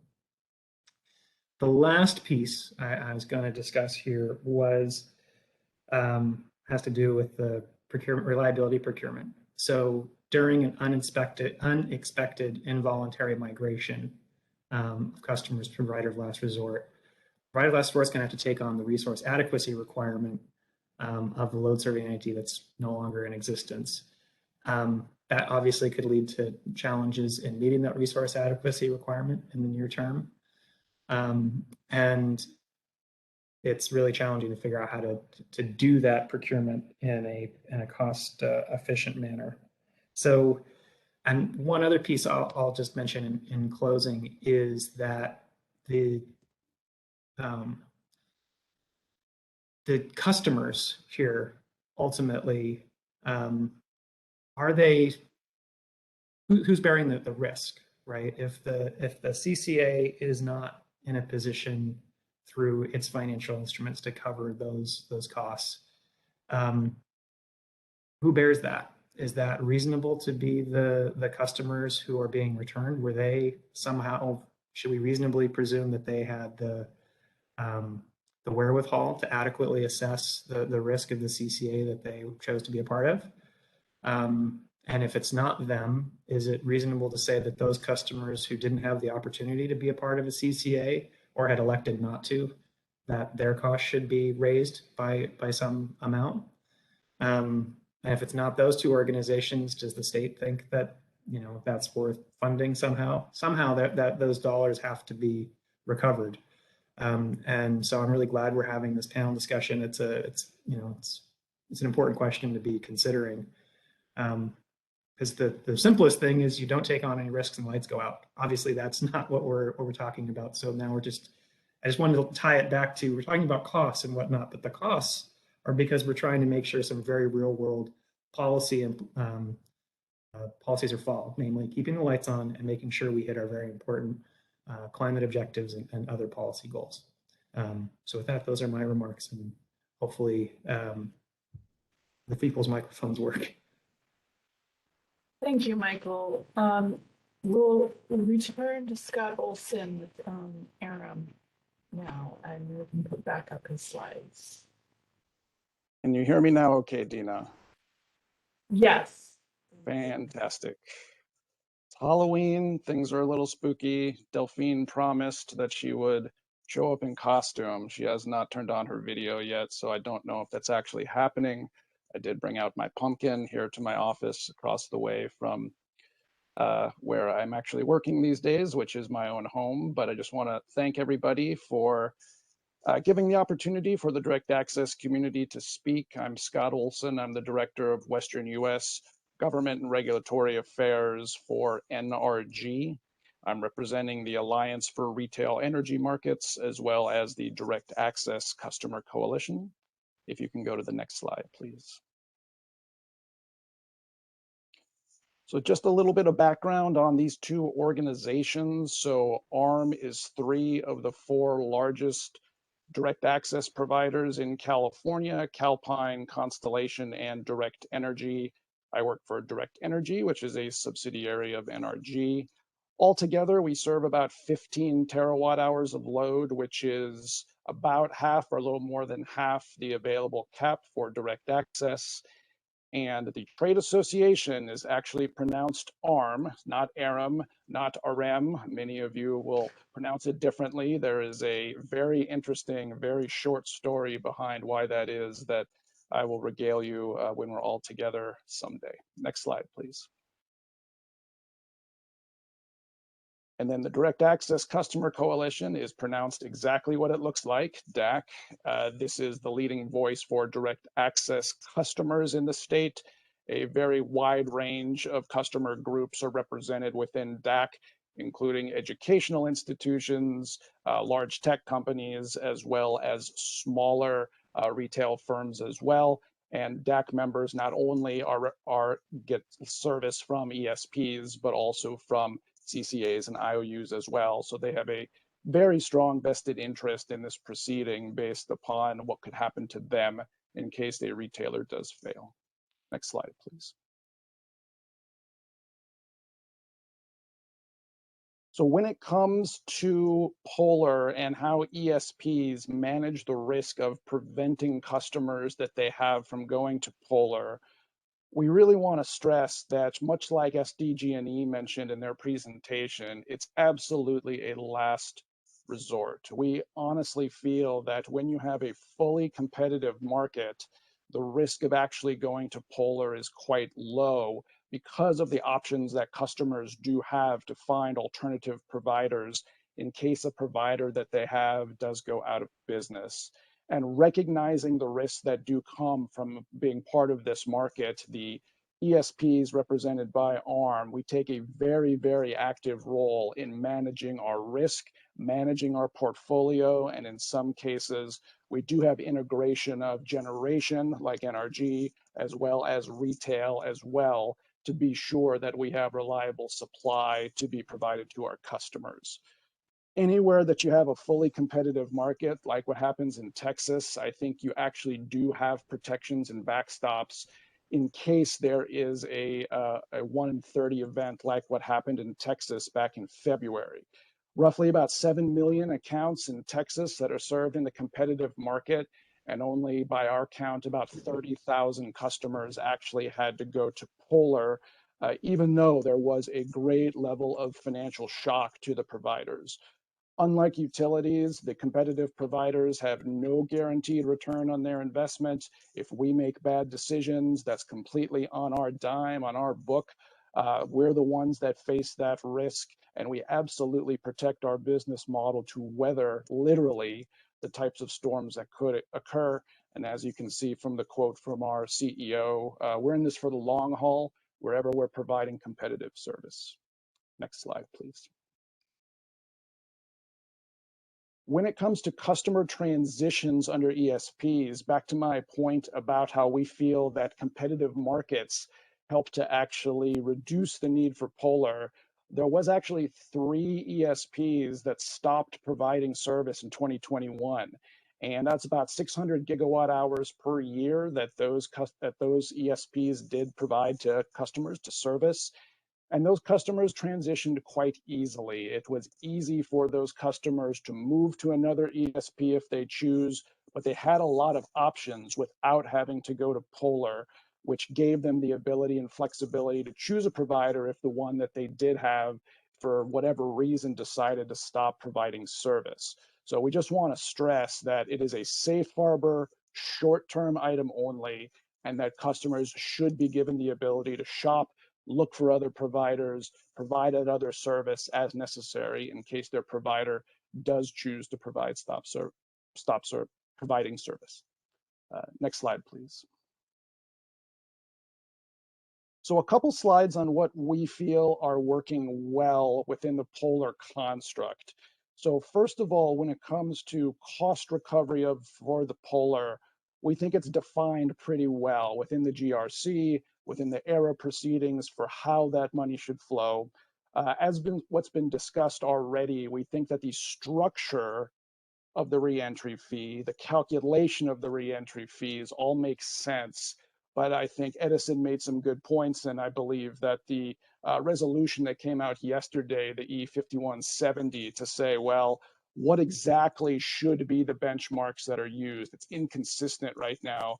We agree that having a discussion to provide that consistency is very important within this proceeding. The structure's there. It's just a matter of, I think, fine-tuning what should actually be defined.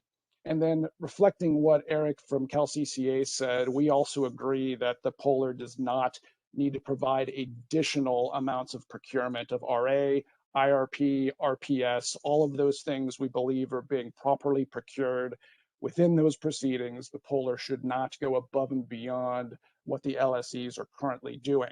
There could be some timing issues. I think Josh made a good point to say, well, within RA, there is a waiver opportunity for the Polar. Within RPS and other items, there may be some issues that need to be refined for when the actual Polar would apply what they need to do to their compliance. But overall, there should not be probably additional amounts that need to be procured. Next slide, please. When it comes to ESP specifics, so there were 2 pretty significant decisions in 2011 and 2013 that we think provided very sound rationale and very sound structure to the risks that are undertaken by customers that take direct access service and the types of reentry requirements and FSRs that ESPs need to post. So for ESPs, there's actually a difference between residential small commercial and then large CNI. So residential small commercial are very similar to what's been discussed thus far. And then small commercial is 20 kilowatt peak or smaller. So it's very well defined for Brown Power, RA, RPS. That structure is within those decisions. When it comes to large customers, these decisions said that the risk is incumbent upon the customer themselves, but there is no cost shift to the Polar or the utility in this case because of transitional bundled service. The customers are well aware that if they are put back onto the Polar or the IOU without giving proper notice, they will be forced to pay market rates. And this is something that customers do take into account when choosing their provider, to say, how strong is my provider? How much are they going to protect from this risk of potentially happening? And we think this is actually beneficial to be sure that you have strong, highly capitalized ESPs that help reduce this risk to customers. Next slide, please. And I want to wrap up just by talking a little bit about how Polar does work in fully competitive markets, or at least the competitive portion of Texas. Texas is not fully competitive. Places like Austin and San Antonio still have a municipal utility, but within the competitive sections of Texas, there is no default provider. They do have definitions for what Polar could represent. There's both a voluntary and an involuntary option within Texas. Individual load serving entities can say if they want to be a Polar, how many customers they feel they could accommodate and what types of customers. If there is a mass return of customers via Polar, which again, even back in February, did not occur because many of the customers that were part of failing load serving entities, either they shopped or those books were bought by other load serving entities, so a Polar did not have to be invoked. If it is invoked, it is allocated typically by a market share or how much was actually chosen by what the size of the individual load serving entity is. But one key point I want to make, and this gets a little bit in the weeds with the last two bullets, is that the Public Utilities Commission of Texas still remains pretty significant oversight for what the Polar can charge. There are some loose rules about how it would be for a market or a specific formula if it's an involuntary return. And then being sure the Polar does have proper financial standing, being sure they have proper capitalization, that they will be there in case they choose to be a Polar, and that they have that assurity in case a Polar event is called. And this is a little bit more for phase two, but it all, I think, kind of builds into what sort of structure would be needed here in phase one as we move into choices about what are other options for Polar in phase two. I believe that's my last slide. Thank you, Scott. We have one final speaker for this panel, Delphine Howe from CAISO.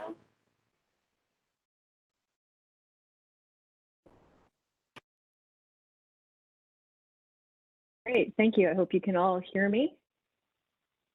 Excellent, thank you. Well, we appreciate the commission inviting the CAISO to speak on this important topic.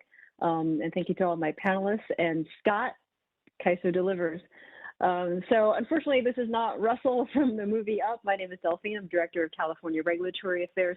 And we just wanted to talk a little bit about Polar coordination. And throughout this presentation, we're just using kind of the IOUs as shorthand for Polar, but understanding that that could change throughout the discussion in this proceeding. So why don't we go to the next slide, please, David? So for coordination with the CAISO, probably the most important element really is just time. We'd like to know as soon as possible. And again, we worked through the recent bankruptcy, which was, having a lot more teams kind of rush in to kind of triage as much as possible. But to the extent that I think the other panelists have echoed this, the more time and kind of knowing when the return is going to happen is probably the best defense in having an orderly process, which we do leverage kind of within our tariff and within our existing kind of four corners of our processes. We use the load migration process that we already have, and that mostly affects the resource adequacy and congestion revenue rights process within the CAISO. So I'll talk about those in a little bit more detail. But I do want to note that there is a difference between how we treat direct access customers versus, CCAs, for example, and that's the tariff section that I have there. But that's only because for direct access customers, maybe the first line of defense is that the load can seek a different direct access provider. So there's that period where there's that extra step of looking for potentially a different provider before it needs to, go all the way back to returning the load. So that's really the only difference, is that having that extra step. I think for a CCA, that's not the pathway. So the CCA will kind of skip that step and go directly back to the provider of last resort. But just wanted to note that there is a little bit of a difference depending on where the load is coming from. You can go to the next slide, please. So again, in CAISO's vocabulary and in our mindset, we're thinking of this as migrating load. It's really going from one scheduling coordinator to a different scheduling coordinator, and that's just how we tend to think of the process. But as many people noted, the CAISO's legal relationship is with the scheduling coordinator. So the scheduling coordinator for the load that's migrating, it could be a scheduling coordinator that has many customers, so it could continue to remain in business and have other load serving entities that it represents, or if it's sort of the entity that is migrating or no longer in business. Either way, the first point of contact to the CAISO should be through the scheduling coordinator, and ideally just an email outreach to SC request, and we can start that dialogue and start that coordination. So obviously there is a lot more behind that. That's sort of the first point of contact, but we definitely want to work with the commission, with the California Energy Commission as well for resource adequacy requirements, because again, those requirements will have to get reassigned to the polar. So we are looking to have the load reassigned back, and then also to look at where the showings kind of land. But again, as I mentioned, the timing is the biggest issue. Resource adequacy showings are due 45 days before the month. So if we're within that window already, that does tend to get a little bit messier, but we can kind of work through that process. For the CAISO's perspective, if the load goes back to the polar is responsible for showing sufficient resources to meet that increased resource adequacy requirement. And the important thing that we want to caveat here is that the CAISO doesn't have any relationship with any of these suppliers. So we're not able to say, let's say a load serving entity is no longer operational. We can't say, well, the load serving entity has these 3 supplier contracts, and so we'll take these 3 supplier contracts and reallocate them somehow. We just don't have that relationship. From the CAISO's process is very simply that the polar now has an increased load. The existing load is now either no longer operating or has a reduced load, and we are then again back to kind of square one, where the CAISO is saying, okay, now that the load has migrated or reallocated, now we are looking to have showings shown for either of them, or if the load is migrating and no longer there, then the polar needs to show resources to cover all of that resource adequacy requirement. Again, I think a lot of, I just wanted to make that clear, because then that probably would kick off a conversation outside of the CAISO process between the polar, potentially the existing suppliers, or the load that is leaving the market, that is migrating over, to have those conversations outside the CAISO process. But we want to note that, for the CAISO's backstop authority, we wouldn't want that to be the main backstop for curing any deficiencies because of this load migration, especially if it's load migration that is planned for, that is orderly and can be accounted for ahead of time. Again, the backstop authority that we have and on the resource adequacy side is really for actual deficiencies where we're hoping that it is much more difficult to find the capacity versus just not having that contractual obligation with the migrating load. Go to the next slide, please. So on the other side, for the provider of last resort, and oftentimes we think of the IOU, but it really could be any entity that is receiving that load. The benefit of having, or the hedge against having that increased load, is allocation of the congestion revenue rights. But the way the CAISO has it in our processes is that it's really the responsibility of the polar to reach out to the CAISO, because again, it's a benefit to that load. So our processes would require the polar to reach out to the CAISO. Again, you can always email the generic CRR email address. But we know that the CRR process, it takes approximately 2 months to actually implement. So the example we have here is that if the load migration occurs in January, typically what we've seen is the polar will reach out to the CAISO, and it is sort of as the situation is happening in January, the polar could reach out to the CAISO in February. The CAISO notes that, but that the actual CRR implementation and load migration won't take effect until the following month in March. So just be aware that there is that lag. So for the polar, again, the CRR, the congestion revenue rights, is a hedge and is a benefit to the load. So the process there is for the polar to reach out to the CAISO, but understanding that there is that lag. So again, the more heads up we have, the maybe we can, kind of shrink down that timeline a little bit. But again, in a stress condition, a bankruptcy, et cetera, there will be that lag behind. So I think those are the two main processes, as we talked internally, that we really would like coordination on, first and foremost on the RA side, and then the congestion revenue rights as a benefit to the Polar. So those are the two main processes that I had to present today, and that's it for my slides. Thank you, Delphine. Now we will go to questions. I wanted to start, I saw that Evelyn Paul had a question she added in the chat. And I thought, Evelyn, do you want to start with raising your hand? Or let me see if I can. So Evelyn Paul had a question for Josh on the SCE's presentation. How, and this was regarding the PCIA obligations that Edison said that the returning customers would not be fulfilling if they return.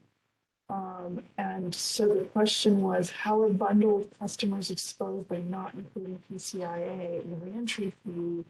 Returning customers have been paying PCIA as unbundled customers and will continue to pay their share of PCIA as bundled customers since they're embedded in utilities rates. So, can I jump in and address that question? Yeah.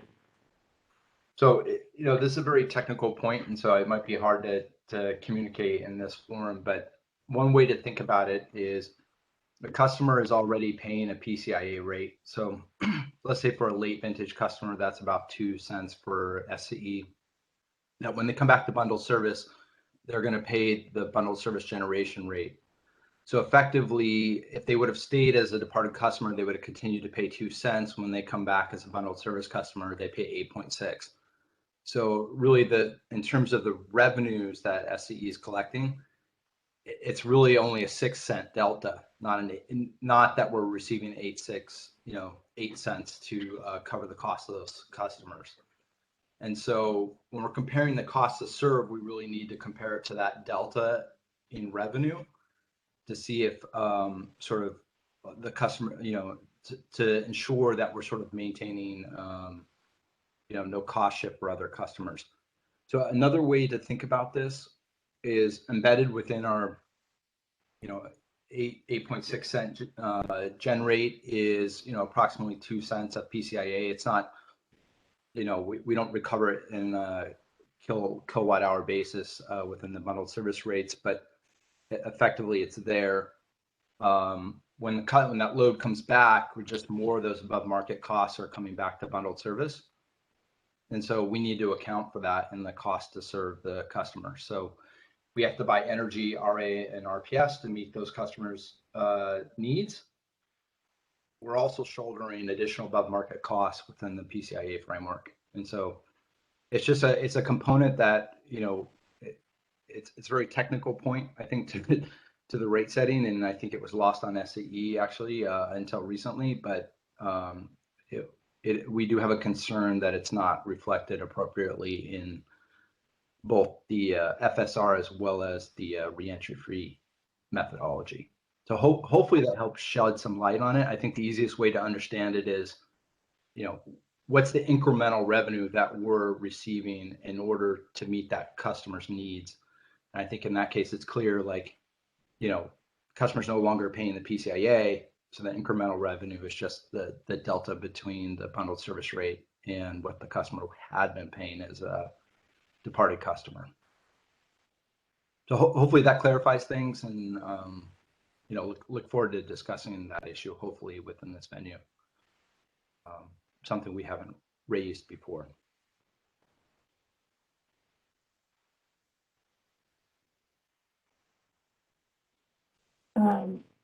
Does anybody have follow-up questions regarding this?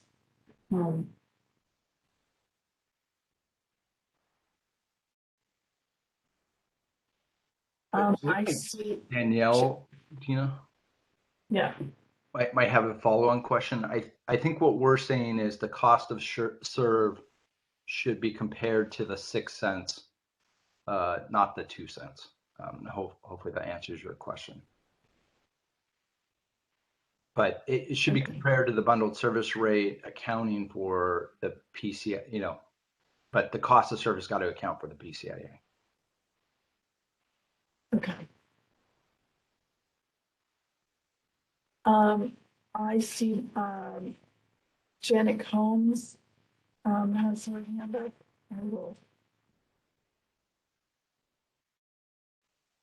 I wanted to follow up with Eric Little on a question. Eric, you were discussing the potential to have a CCA sort of step in and assume the customers of another CCA.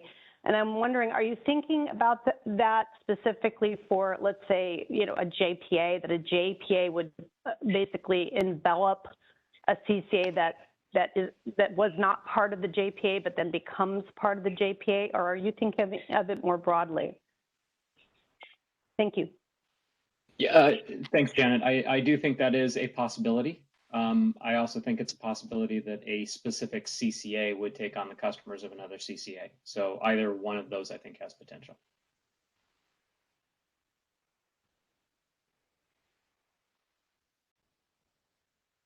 Okay.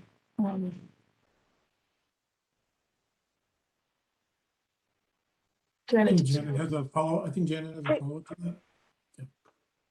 Yeah, I was just curious, Eric. I mean, do you see that as requiring a change in statute? Because, I mean, the way I think about the framework today, you know, city, you know, can form a CCA through, you know, it legitimately can form it for its constituency. But I don't think the framework contemplates one city just being able to serve another city's customers on a default basis, unless you have some sort of process by which those customers, you know, authorize that other government to whom they're not, you know, to the customers, that government isn't really responsible. They don't vote them in, et cetera. I just see that as being a little bit problematic or potentially inconsistent with the existing framework. Just curious, I mean, is this sort of more something you see as potential down the road? Yeah, Janet, that's fair. I think in the immediate sense, it's probably as a JPA. You're right that one city enveloping another is not something that can happen right now. So that may need further consideration further down the line, but I think immediately as a JPA, it could exist.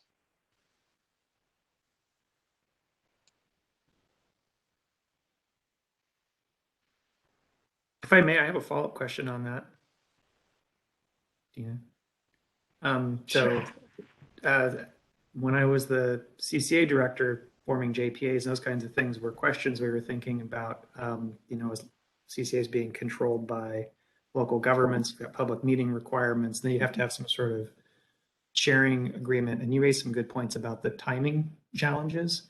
Have you guys thought about a framework that local governments would use to be able to do that kind of envelopment in the time frame that would be necessary?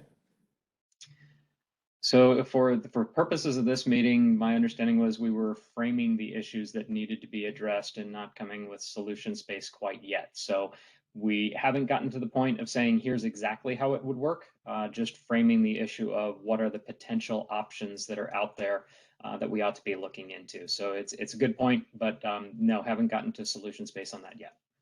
And I also want to add that the topic of another entity serving an polar role is not going to be covered in this phase of the proceeding, and we will be addressing it in phase 2.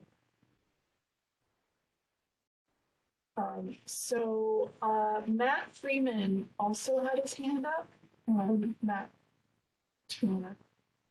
Thanks, Dina. I wanted to follow up. I had asked a question in the earlier session about the rates that customers pay when they return to the polar or transitional service.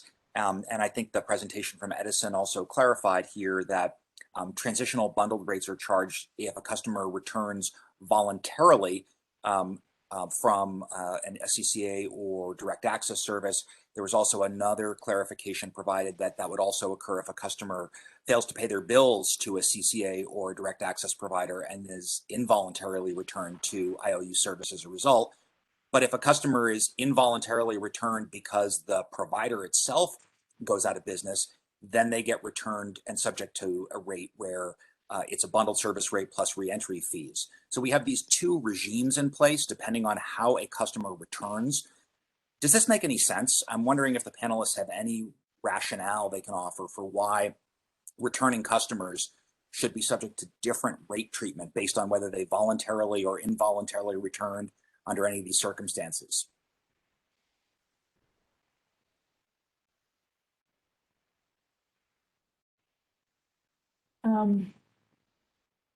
Does any of the panelists want to provide their thoughts on that?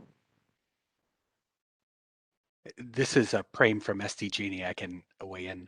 I think that's a good question, and I think that is one of the things that's being highlighted as a part of this discussion and should kind of come out of this proceeding of, is that right? Is that how it should work? And if not, what is the right way that it should work? So, I wouldn't want to go so far as to say that's exactly what is happening today and is exactly how it should be working in the future. But I think part of the context is, Dina, as you had mentioned, how is it working today? And let's raise the questions. And so I think we're here raising the questions. Dina, I'll add to that. I'll agree that's a great question. Does it make sense? I think from my perspective, one key difference in those two situations is potentially the magnitude of return.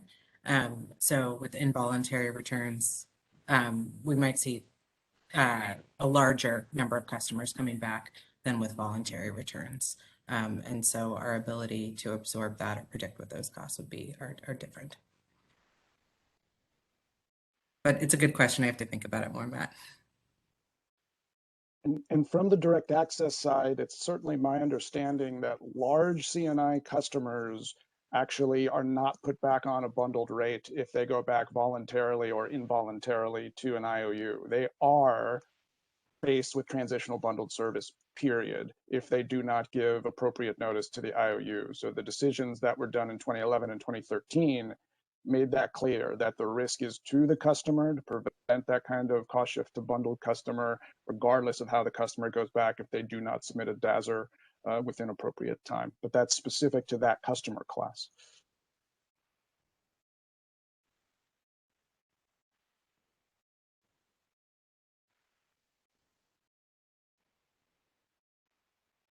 Okay, so Mary Lynch also had her hand up. Mary, you're unmuted. Yes, hi, thank you. I wanted to go back. A couple of the presenters talked about Polar being a short-term offering. And I wanted to ask, and I think Eric, Eric, you mentioned this, and I think San Diego Gas and Electric mentioned it as well.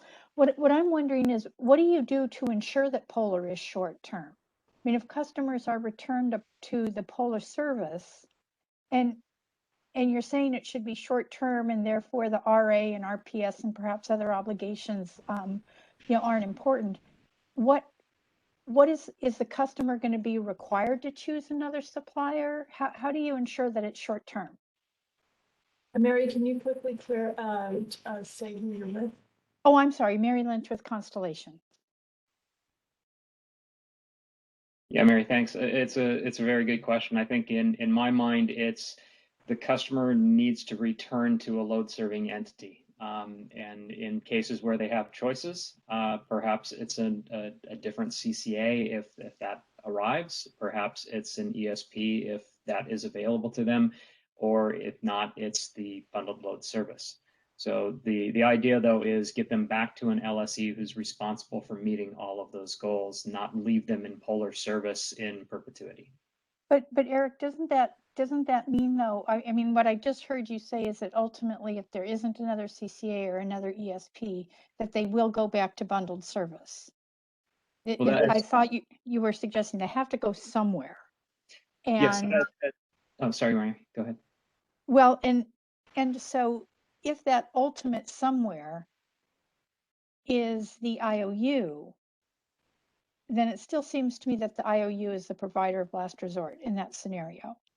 And that's what I just wanted to clarify, is that if Polar is short term, that means the customer is going somewhere. And if the customer is free to choose among all suppliers that are out there, then then it's truly a choice. But if failing to choose has them required to go to a certain place, to a certain provider, that provider is the provider of last resort. And so I just think it's something that needs to be thought through a little bit more, whether customers on the Polar services you're thinking about it are really on the ultimate Polar service or not. So Mary, I suppose, isn't that kind of the structure that we have today, though? So for example, I live in an area that is not served by a CCA, and there may not be any ESPs who are willing to take on me as a customer, or may not have room within the band of what they're allowed in terms of amount of load to be able to take me on as a customer. So in that case, my choice is the utility, and I see that different than the backstop role of a provider of last resort, where they are taking on the responsibility for a customer who once was served by some other load serving entity, and now that load serving entity has returned them. So that's what I'm really trying to delineate here. I think what you're talking about seems to be a bigger structural change in this load service of customers in the state of California than what I was envisioning here. So I think that there's, to me, I can separate in my own mind the service from an IOU as Polar, being a returned customer and being for a short period of time, so that the IOU as an LSE can now plan for that customer, procure on their behalf, do the RA obligations, the RPS obligations, the energy obligations, and return that customer to bundled load. So this is Prem from SDG&A. I want to also step in to echo what Eric's saying. As it relates to this first phase, where an IOU is expected to be the Polar, we wanted to distinguish between the Polar service offering and what the IOU is doing as the quote unquote long-term LSE, as the eventual service provider for those returning customers. Because at this moment, there's nowhere else that they would go in the event of, and as noted, a CCA, not a DA. The DA has kind of some slightly different rules. So we think that distinction of, again, kind of emergency only, short-term obligation to just make sure in this emergency, how do we make sure those customers still get power, is an important distinction to identifying what are the roles and responsibilities of that specific service, which would be different than the longer-term service of, okay, now they're out of the short-term obligation, what do we do, including the RA, the RPS, so on and so forth. But I think that helps tee up what will eventually be what Eric is referencing, things that are hopefully going to be part of more this phase 2 of, if both that short-term and that longer-term service is being offered by somebody other than the IOU, what does that look like and what should that be? That distinction of short-term emergency, let's keep the lights on, and longer-term, who does this customer remain with to keep the power and the procurement and all the other policy obligations? Very important questions, but that framing of those two questions helps us all make sure that we're asking the right questions and not kind of accidentally interweaving the two requirements there.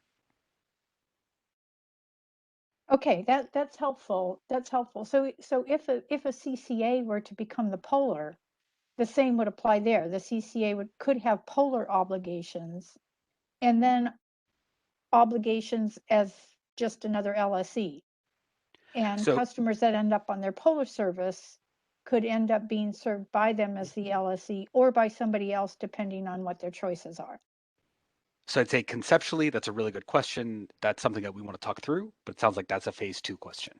Yeah. Okay. I just wanted to just sort of note that it sounds like the Polar in this short-term regime is not the ultimate entity that might be obligated to serve, but I see that you're just thinking of that as phase 2 question, and that's fine.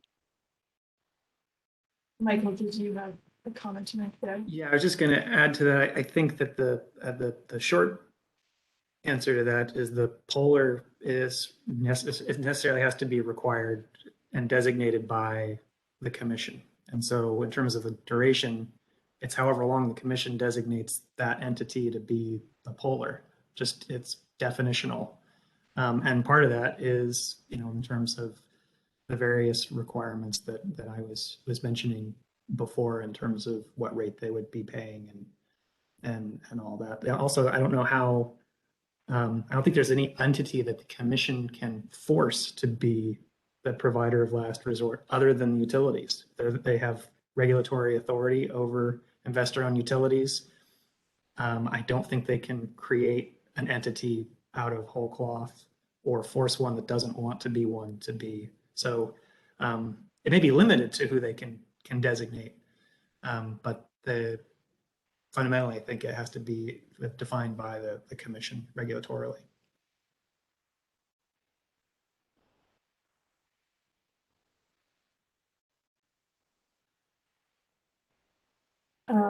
Any other question? David, I see your hand is up.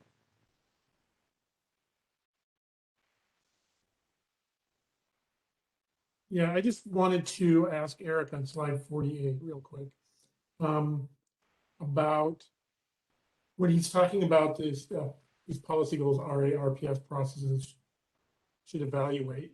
I want to make sure you're talking about their individual proceedings themselves, or you're not discussing within this proceeding to create RA, RPS, or IRP processes. Is that correct?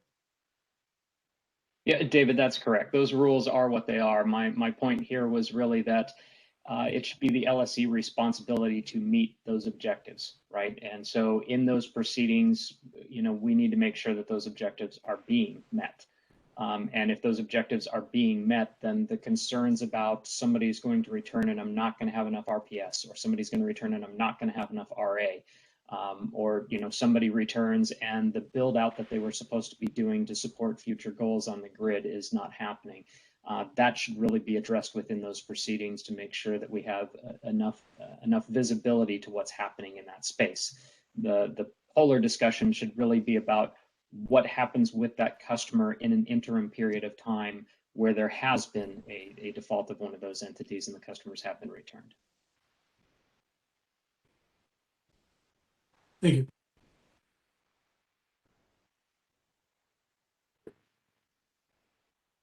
Great. Any other comments or questions? I am not seeing any other hands up.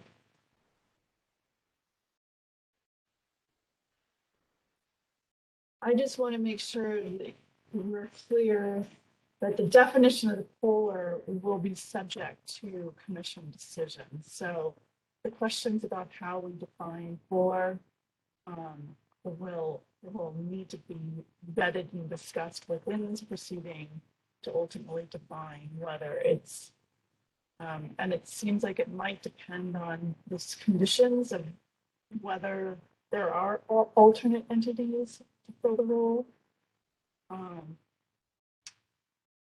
Yeah. I just wanted to say thank you to all the panelists this morning, to staff and to the IOUs, Cal ISO, Cal Advocates, Cal CCA, and the LSEs. This has been really informative for me, and there was a lot of information and a lot to think about here. So I just really appreciate everyone's participation on this important issue. And again, thank you for participating and raising all of these questions. And I'm looking forward to this afternoon session as well. And it seems like we might have one final question from Amy Smith. Amy, I will unmute you.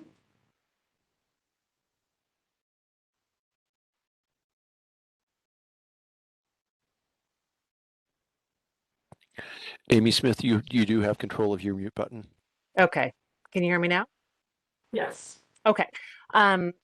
Sorry to slow down the process here. I just wanted to quickly respond to Mary's question with just sort of a clarifying observation. I think maybe the best way to think of, sort of the way at least San Diego is envisioning this is that, the polar is the entity defined by statute. So for purposes of phase one, it's the IOUs. Think that the short-term concept that Prem described is about the nature of the service that the polar provides. So if you think about in an emergency sort of catastrophic event, sort of major load migration scenario, what would be the immediate service that the pollar, in this case, the IOU, would be required to provide. That's part of what we'll decide through this proceeding. But I mean, it could conceptually be a more bare bones type service, but that's not going to be forever. That's just for a period of time until those customers can be transitioned onto sort of a standard, service tariff. So if they're a residential customer, they transition to the standard residential tariff, et cetera. So it's just so the kind of short-term, quote unquote, nature of the service isn't intended to refer to who's providing the service. It's intended to refer to what's the nature of the service that the designated pollar is providing and how long are they providing that service. And in our view, it should be a short-term service that really serves the purpose of allowing the IOU, to kind of ramp up so that it can provide the kind of full complement of services that are provided under the standard service tariffs. So I hope that helps.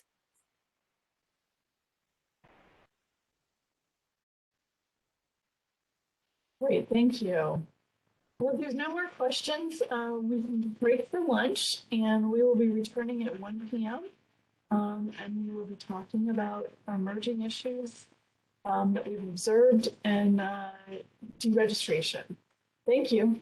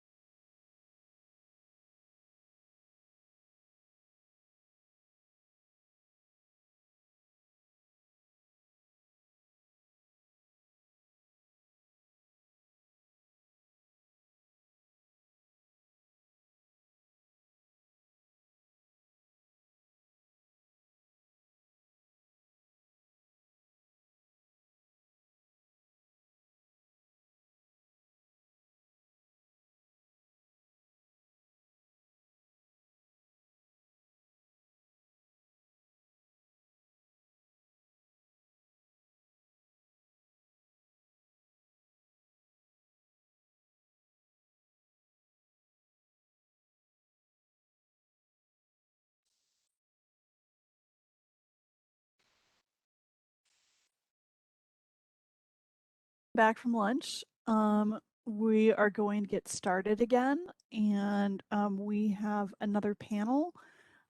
This first panel, immediately following lunch, is going to be presentations discussing emerging issues with deregistration and actual experiences that we have had with deregistration in the recent past.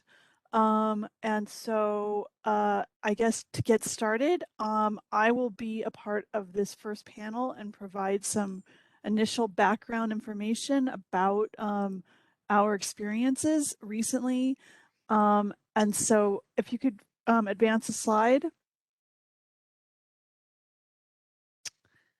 So we've had some recent deregistration activity.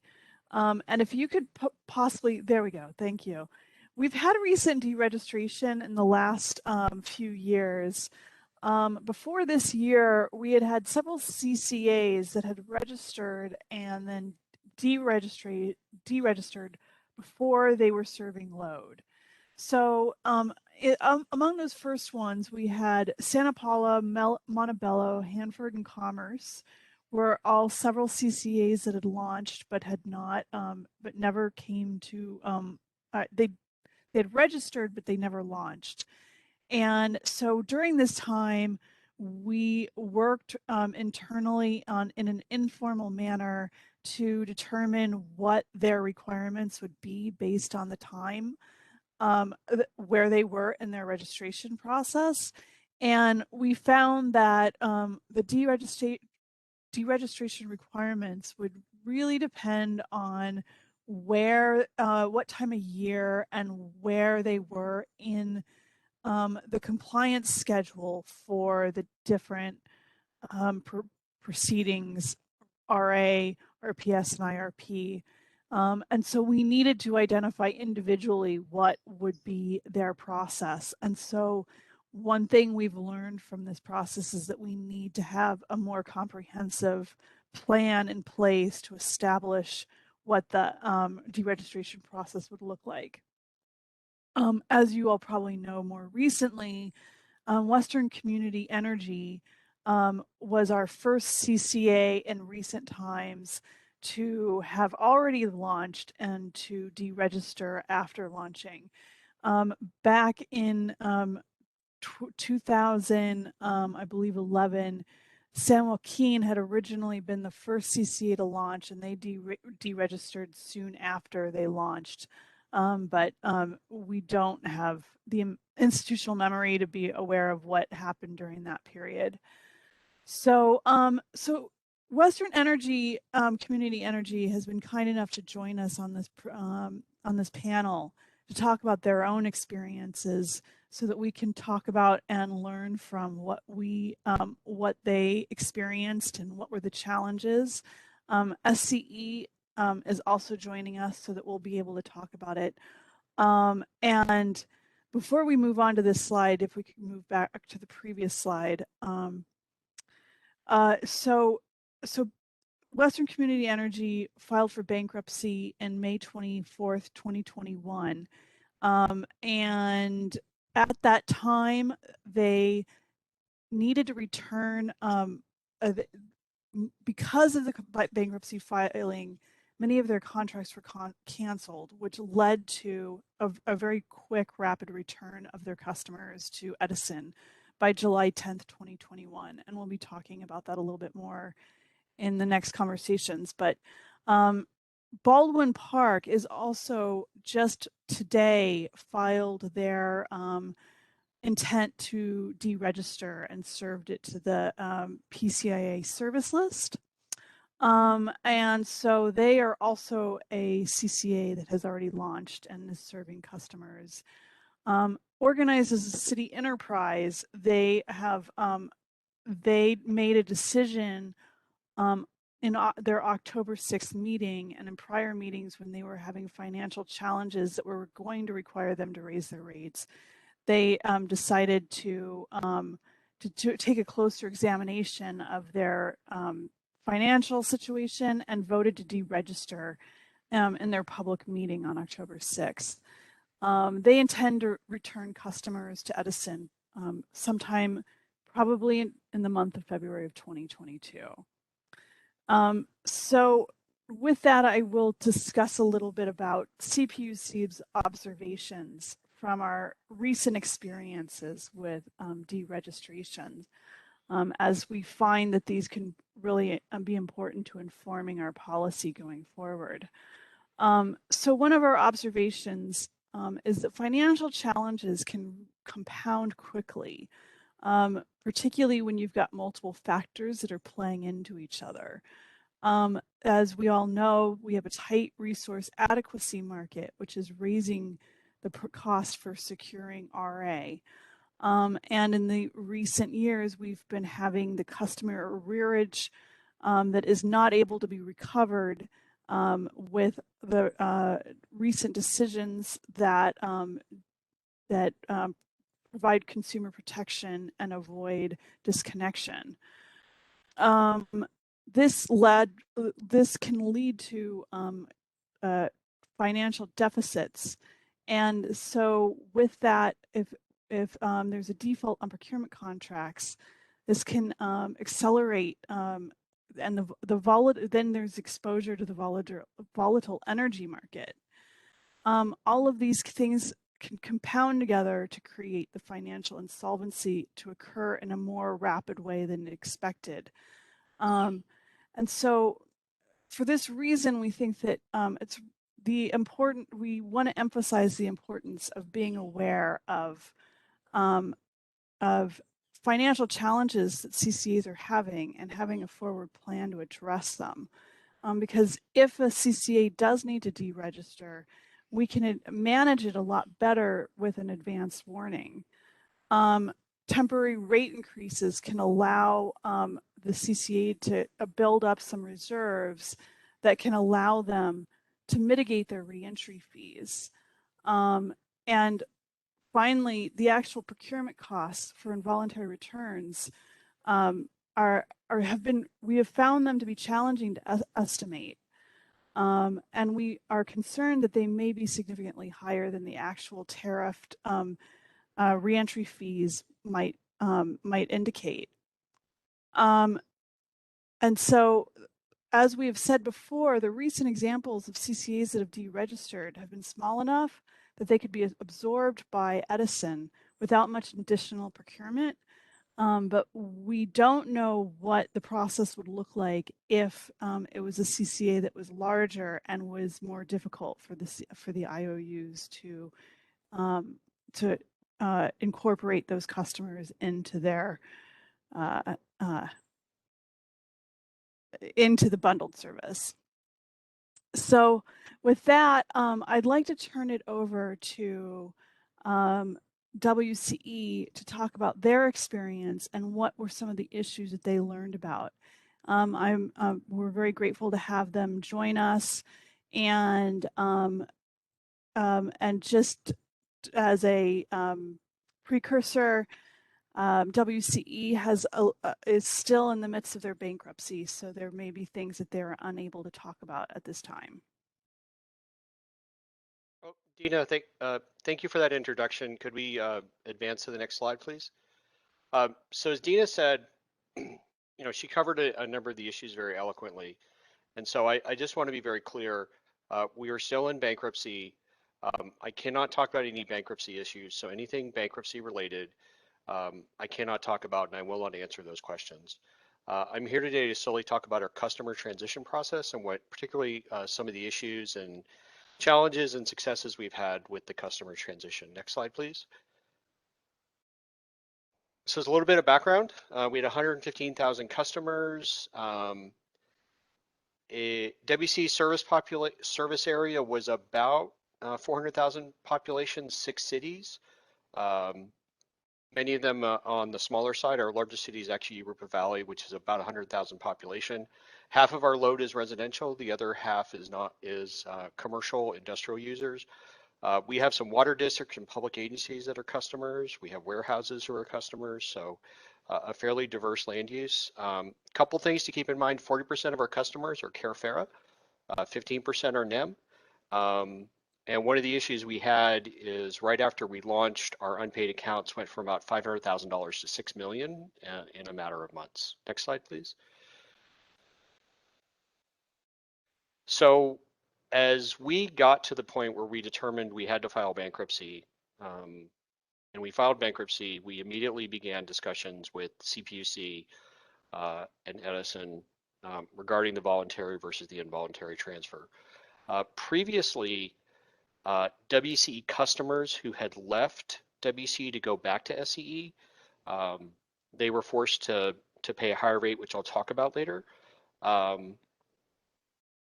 What I wanted to share with you, though, is during the process, we discovered that many customers did not realize they were WC customers, and I'll expound upon that a little bit later. Next slide, please. So what happened is that prior to bankruptcy, if you were a WC customer and you opted back to Edison, you opted in at what was a transitional bundled service rate versus a normal rate. We called it the penalty box. And so we would have every month a small number of customers that would go back to Edison. And we were concerned that if that were to happen, those customers would automatically go back to those higher rates. And so I did want to say this is a big thank you to Dina, the rest of the staff, the CPUC, SCE folks, and Michael was one of them. We were able to work out a pathway so that the customers, through the involuntary transfer process, essentially paid the same rates as other WC customers, SCE customers. The way we explained it to our board was it was almost as if the customers had never left Edison. So it's as if they had stayed as Edison, more or less. Next slide, please. So what I did want to say is this was a lot of work. So we had, as I said, we had 115,000 customer accounts, went back very quickly to Edison. Edison was wonderful. We spent a lot of time with them working over. They were able to do some initial testing. It worked out. And then rather than do a phased implementation, Edison was able to bring over the customers in a matter of days. Next slide, please. So what we did as part of this process was we also spent a lot of time doing outreach. So we called our large industrial customers. For example, some of the largest Amazon warehouses in Southern California happen to be in the WC service area. We're talking about multi-million square feet warehouses, other warehouses. By the way, if you've ever bought anything from Wayfair, it comes from Paris, California, which is in our service area. We did press releases, social media. We added information to our website. We spent a lot of time talking to SCE and making sure we had a consistent message with SCE. And then myself and other staff members went to city council meetings and provided updates both in open session and closed session. Next slide, please. One of the issues that's come up, and this is still being addressed, is the reentry fees. So our reentry fees are costs which are incurred by SCE as part of the process to bringing the customers back on. The question is who pays the reentry fees? The way the process works is that the bill for reentry fees is first calculated by Edison. It's then reviewed. Once it's been reviewed and accepted, the bill is then presented to WC. If WC is not able to pay, then they get passed on to the customers. Next slide, please.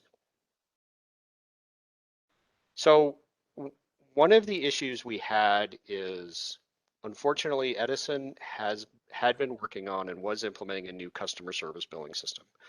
So we had a number of issues with the customers, and we were meeting at one point daily with our customers to make sure that they were brought over appropriately.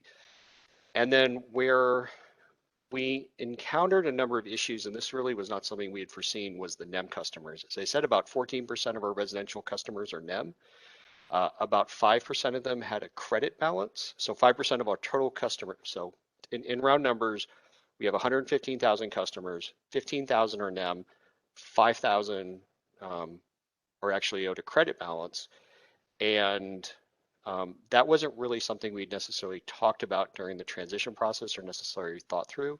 So I would suggest to anyone, if you do go through this process, you think in advance about how do you address the NEM customers, because the majority of folks who have been contacting us are the NEM customers. They've essentially been calling us or emailing us and say, where's my check? Because they're expecting a check. Next slide, please. So one of the issues, and I want to stress this, is we didn't have a great understanding, and this may sound kind of obvious, about how people really interact with their utility bills. It sounds kind of obvious, but it turns out that for many people, they really don't read their bills in detail. They perhaps are using an online payment system. Perhaps they're using automatic bill pay.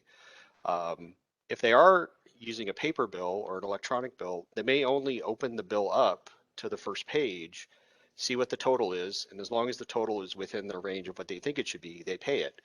So we've had customers call us and say, hey, we want to come back to WCE, and we've said, no, thank you, we can't do that. We've had other customers call us and say, we didn't even know what WCE was. We've had other customers call us and say, I want to get out of this WCE thing. Well, you're already out. Thank you. Well, I didn't ever want to join. Well, you joined. I'm sorry. Well, then take me out. Okay, well, we're not around anymore. So there was what we experienced, what many of our customers experienced was a significant amount of confusion. We saw it from some of the calls we got, but I imagine that Edison saw it even more. So we've also had questions come up. Customers are like, well, why should I pay my bill? This WC thing has gone bankrupt. There's been some chatter on social media about that. And then also with Edison's billing system transition, there have been some customers, there have been questions, confusion. They've sometimes called us about their Edison bill. We've had them call Edison about that. That has been a real challenge for some of our customers. Next slide, please. So what I would say is, in the end, it's all about the customers. And so we've had instances where customers have called us about their bills. We send them back to Edison. We have information on our website. We have Edison's phone number on our website. Michael will tell you a lot more about everything they've been doing for the customers. But the bottom line is, your average consumer doesn't like being bounced around. They want to know who to talk to. They want to know who to call. They want to get their issue resolved. And so this has been a source of challenge and frustration for them. And it's just something that's going to take time to work through. And we've been working very closely with SCE to share information about the customer service issues when we get questions from folks with bills or they receive multiple bills. We send those to Edison. Edison works on them very diligently in responding. But the bottom line is it's very confusing and stressful for some of our residents because this is another thing in their life that's challenging to them in the middle of a pandemic and a number of other larger things going on. Next slide, please. So the bottom line is this was not an easy process. It required a lot of our time. It has required a tremendous amount of Edison's time. I would say it's simultaneously been both smooth and challenging. The bottom line is, I don't think that we really understood how much customers knew about CCAs. I think the vast majority of them, frankly, didn't know or didn't care they were in a CCA. They just looked at their bill and paid it. This was a transition that has happened, as Dina said, we filed for bankruptcy in May. We did a customer transition in June and July. There's still challenges and there's still people with questions about their bill. There's still billing issues, but here's the bottom line. Everybody's power stayed on. Nobody lost service. And in the end, we're going to work through everything. And I did want to say, as a final note, to acknowledge Michael and his team. They put in a lot of time and they put in a lot of hours, the CPUC as well. This has really become a real partnership between us all. And I believe it's just going to take time to work through all these issues successfully. And Dean, I think that concludes my presentation. Thank you, Chris.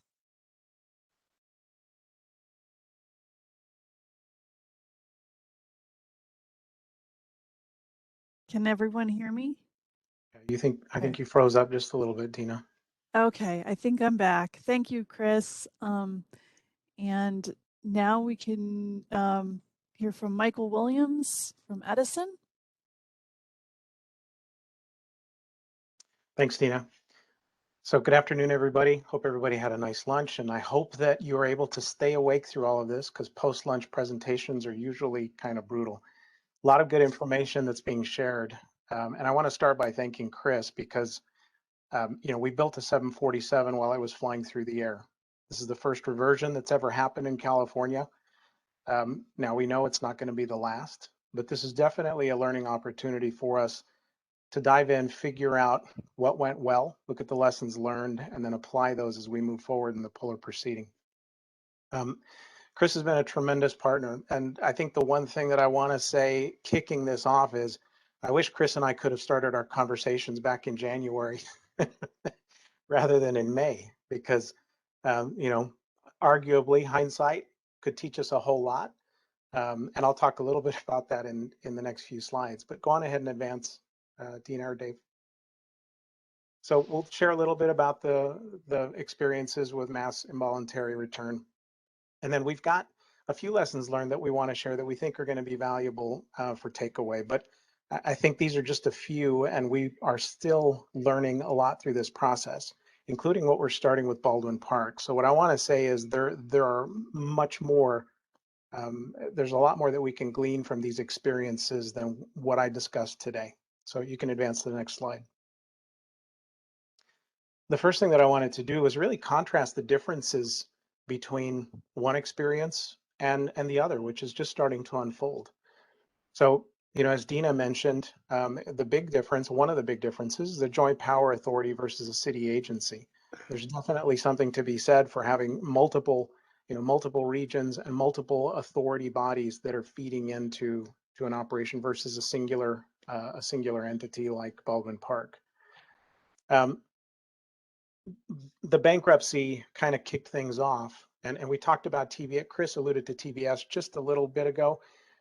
We realized that the TBS question was going to come up, and the one thing that we wanted to mention there is that we realized very quickly that there was no model that was developed for this kind of a circumstance. So we actually started, we had to go back and look at the decisions that customers were making and the point at which customers first became aware of what was going on with WCE. And contrary to what the tariff may have prescribed, we felt like it was equitable, and we actually approached Dina and the team on this to start bringing customers back into bundled portfolio service at the point that bankruptcy was declared, because we just realized customers were going to start to panic a little bit. And at that point, the best experience we could provide was the reassurance that they would be brought into a fair rate structure. So, we talked about that, worked very closely with WCE on that as we started our conversations with them. A couple of challenges here. There was an effort to continue to reorganize until it was clear that WCE can no longer operate, and Edison had started reaching out, but those were difficult conversations. Quite frankly, when you've got existing contracts with the JPA and it's a little constrained in what you can share, there's a big gap between those conversations that are happening and what our operations teams are talking about, and they're far removed. So the operations teams couldn't really anticipate a lot of what was developing behind the scenes in the financial discussions. As Dina mentioned, actually, I wanted to correct one thing, Dina. They filed their deregistration or their decertification on June the 10th, and then on the 5th, that was the point at which Edison needed to start taking responsibility for the load. So it was a quick transition, nevertheless. Re-entry fees are being calculated at a time, and let's just say this is arguably the worst time of year to be transitioning customers in a reversion, because market prices are going up. So you can imagine that an immediate reversion was going to look at spot market impacts, and with summer months, load picking up, we could anticipate a pretty high cost associated with that time frame. And then of course there was the aspect of staff, which wasn't anticipating this because we were in the middle of a platform stabilization. And by the way, we were also working Baldwin Park's phase 2 mass enrollment.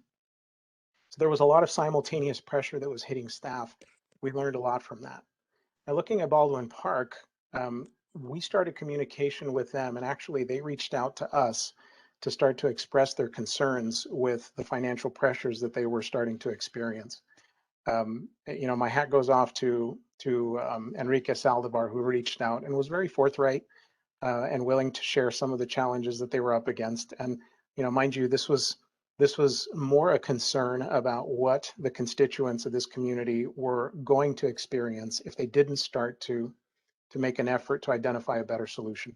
And they did express that they were looking and exploring other opportunities, but one of which was returning customers back to SCE. So the fact that we started the conversations early was a huge benefit to us, and eventually we were able to identify that February looked like the best possible timeframe to transition them, not just from potential financial impacts, but also from a resource standpoint, ensuring that we were beyond the mass enrollment cycle for the Santa Barbara CCAs and hopefully finishing the process with Baldwin Park before the spring mass enrollments were to occur.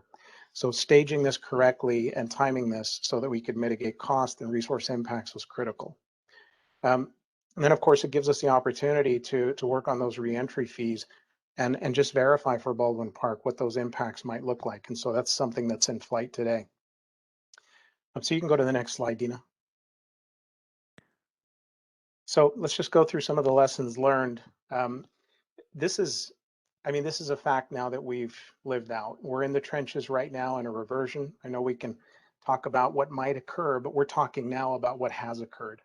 So we've felt the pressure and the market stress of implementing a reversion at possibly the worst possible time.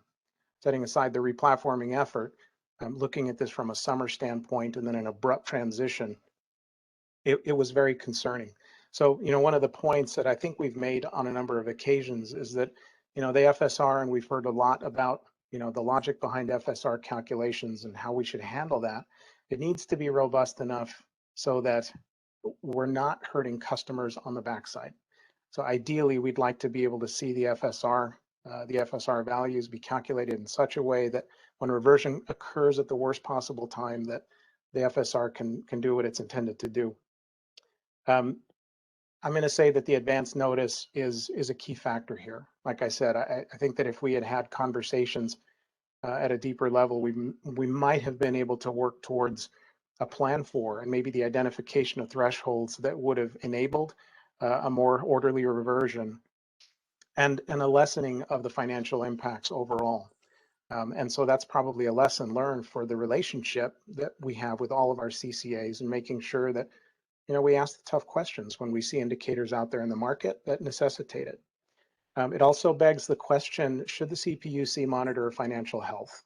I mean, is this one aspect that really needs to be taken into consideration? And I understand this may be controversial, but it feels like in the interest of our customers, and I agree with Chris, at the end of the day, it's the customer experience, and they shouldn't, if they're not fully aware of what's going on in the energy space, they shouldn't bear the burden of these challenging circumstances to the extent that we can prevent that. So we feel like there's some opportunities there as well. One thing that we were a little bit perplexed by was that there was evidence and even statements made that rates were set on the basis of SCE's rates. And I know that may have been in the interest of being competitive or ensuring that customers had at least a comparable rate to what they would have had with the IOU. May need to look at that again, because quite honestly, not all regions are created equal. And while SCE has a broad customer base and we can balance costs across our entire service territory, CCAs particularly may be more isolated in regions that are cost constrained. The high desert is probably a really good example where the average load profile is going to be considerably higher. Maybe the percentage of care participation is higher as well. Those present some revenue challenges that may need to be taken into consideration as LSCs are looking at their rate making philosophies. We learned that power purchase agreements can be terminated very quickly. We experienced that, and this is part of what necessitated the abrupt transition back to Edison of WCE's customers, is that we saw with the bankruptcy and the threat of not recovering certain costs that we had the scheduling coordinator step off very abruptly, as well as generation resources. So that created some strains as well. Next slide.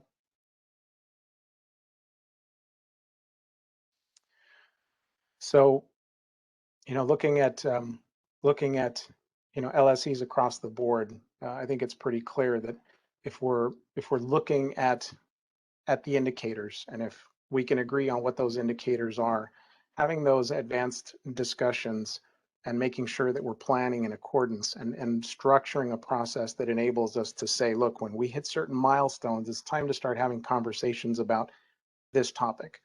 I think it gets us into a position where we can pre-plan some of the things that were done, seemingly haphazardly. Phenomenal efforts, to pull things together, but like I said, building the airplane while it's flying through the air is never advisable. So load transfer agreements with the Polar and CAISO. I know CAISO, I was involved with a number of discussions with CAISO representatives, and we were all kind of scratching our heads trying to figure out, okay, how do we accommodate this? CRRs were a big topic of consideration there. And then the scheduling coordinator, making an orderly shift from one SC to the other, critical element. So definitely something to consider. And then, this is kind of the big one, and Chris alluded to this. We're replatforming. We're going through an entire data shift from one system to another. We're doing a lot of cures in our system. So, disrupting the process by introducing something that may not have been planned for adequately or tested to the degree that we should have. And that's something that's on us. Looking at the worst case scenario, we arguably should have tested reversion to the fullest extent in our test cycles very early on, rather than, building something but not having fully tested it and putting it through a stress test like what we experienced with WCE. Ultimately, customers are impacted by any kind of a billing system change, but to the extent that you're transitioning from one LSE to the other, you run the risk of maybe losing some customer attributes. And we actually did lose some of those with respect to program enrollment and preferences. So as a result, a number of customers faced bill blocks, delayed bills, and a lot of confusion, because if they were a care customer, they might have lost their discount, which we've worked to repair. And to ensure that they get those credits. But also, there were customers who should not have received a care discount that did. We've identified root causes there, but herein lies one of the symptoms of a new billing platform, and launching it and then introducing a level of complexity that hadn't been fully anticipated. Switching accounts outside the meter read date, that created some challenges in and of itself. One thing that we've learned and that we're working on with Baldwin Park is to ensure that we're switching customers according to their meter read date, so that arguably from one billing cycle to the next, they don't feel much of an impact at all. As a matter of fact, they'll hear about it, but they shouldn't see a delay in their bill. They shouldn't see any difference in their program enrollment or preference communication preferences, but they will see that generation line item change. So at least now we have these lessons learned that enable us to work well ahead of time, not just with Baldwin Park, but we'd like to actually have those conversations with other CCAs. What can the process be made to look like if it's optimized in the event of? And while we don't wish that any CCA ever get to the point that they have to go through this process, we can't ignore the possibility that it can occur. So those coordinated customer communications are vital. Not only to this process, but I would say to the relationship between the IOU and the CCA.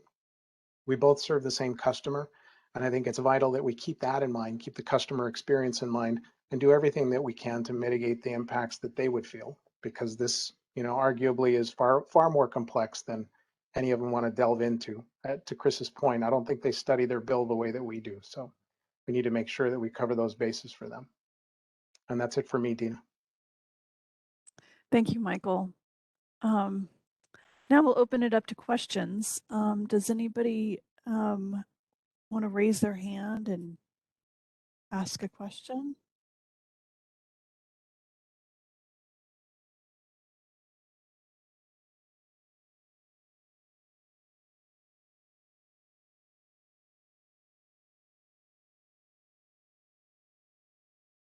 Chris, I think we gave them a lot to think about. No questions?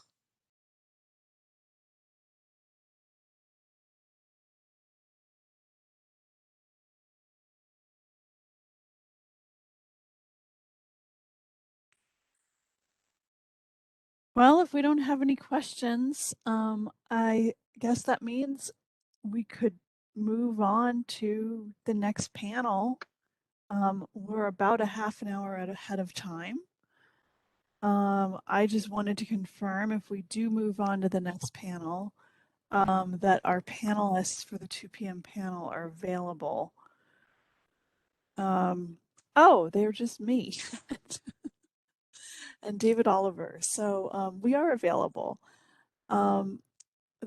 This means that we could potentially end the workshop early. So our final panel is really going to be just a facilitated discussion on all of the issues that have emerged in this today's workshop. Dina? Yeah. Prim has a question from the last thing. He said, couldn't find the raise hand function, but he says he has a question. Can we unmute him? Okay, great. Yes, let's see if we can. Thank you. I don't see Priam in the attendee list. He's unmuted now. Okay, great.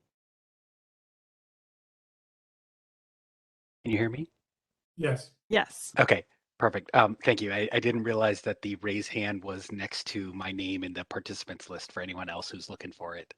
I think you had said that at the beginning of the presentation. This question is probably more for Chris, although I'm interested, Mike, what your perspective is. In terms of as you were operating and trying to, obviously, you want to serve your customers and continue to deliver energy for your customers. How fast would you say that transition took place in terms of thinking that this is a little bit of a rough patch and you'll be able to eventually serve your customers, and versus kind of realizing, you know what, this is something broader, bigger than what we can handle, and we're going to need to kind of make that decision. Just trying to get a sense of when you were experiencing that, how did that transition go from the operating side? It's difficult to answer because it touches on some bankruptcy issues. I will say it was really a matter of months, or maybe even a month or less. So one of the things I wanted to stress is our situation was a little unique because we're going to bankruptcy. Bankruptcy is confidential. Unfortunately, Edison was a partner, creditor. We had about 6 different relationships with Edison. So we were making a number of decisions in acting in a confidential manner we couldn't share with Edison. But I would say the only thing I can really say about that is we came to that decision over probably, I'd say, a 4 to 6 week period. And that's how quickly things moved for us.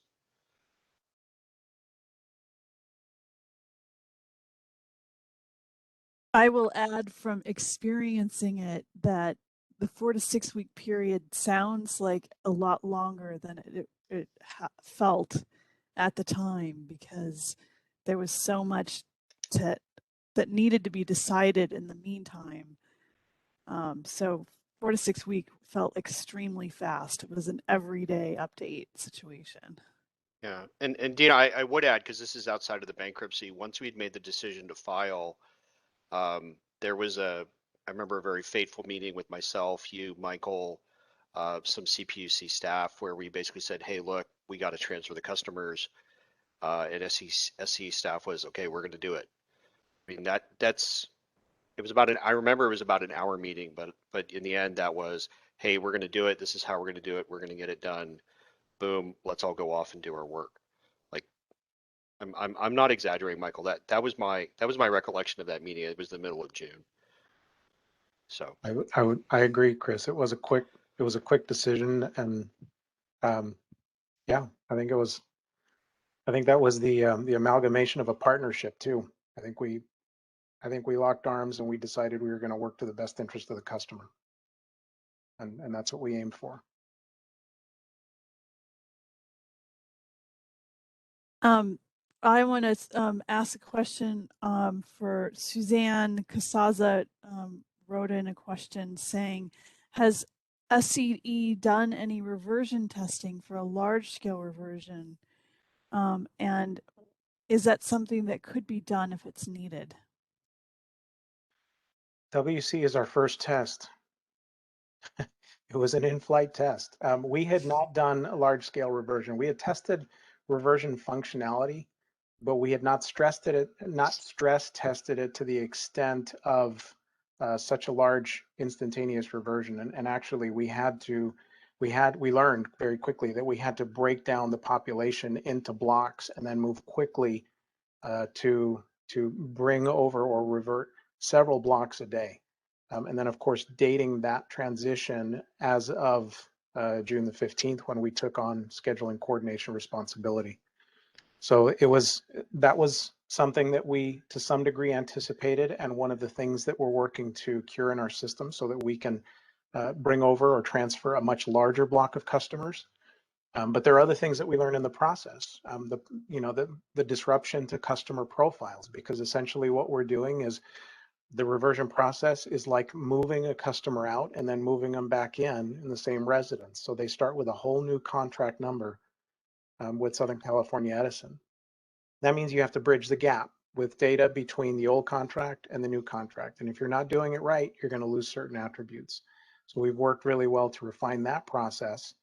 And actually, we're watching that process work successfully with the Santa Barbara mass enrollment, because essentially the function is very similar. Reversion is just the reverse mass enrollment. Yeah, Michael, the one thing I wanted to bring up is that, so if you add in Carefera, medical baseline, NEM customers, at least half of our customers had some kind of unique characteristics. Am I doing the math correctly? Yeah, you're correct. Yeah, is that typical for SE service territory, or are we because that was actually one aspect of us, and I was just curious if that's similar for SE's territory or different than ours, or if we're unique in that aspect. I wouldn't say that you're unique. I think it varies to some degree on a program by program basis.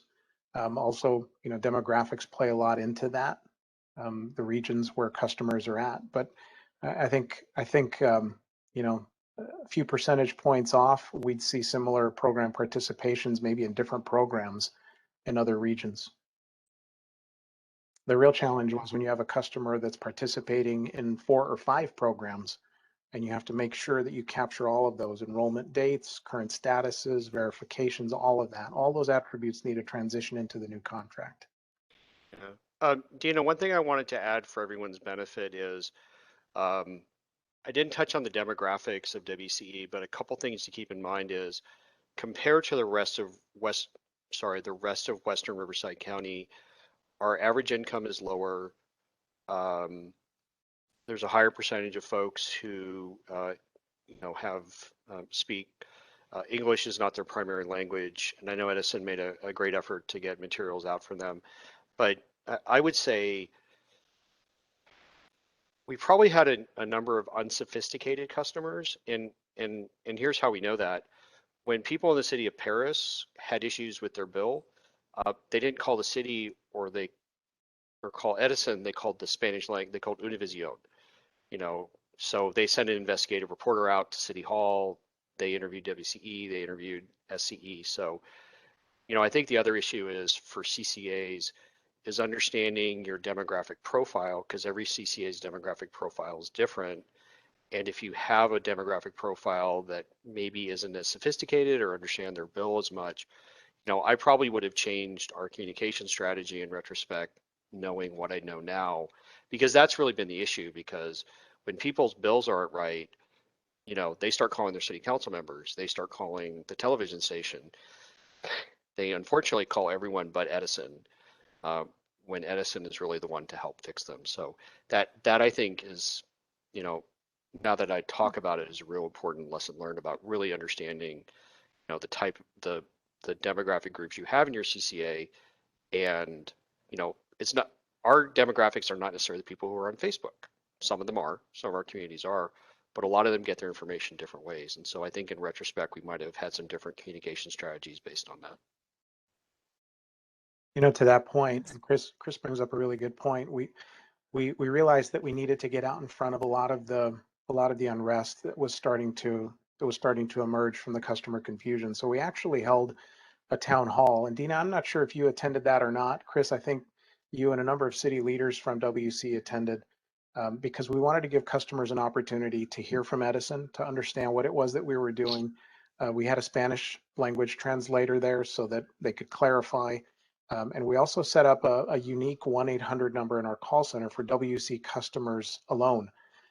That way they could get out from underneath the longer wait times that they were experiencing calling into the general 1-800 number. I think that's provided a lot of support. We're going to continue to keep that open. You know, and that's something that we realize during a new billing platform deployment. You're going to have longer wait times. You're going to have customer confusion. These circumstances necessitate, you know, that one-off solution. And so we move very quickly to provide that and to make sure customers felt like their unique concerns were being addressed. You know, another lesson learned. And actually, I'm thinking it might not be a bad idea for the Baldwin Park residents to hear from us as well in a cooperative effort with Baldwin Park.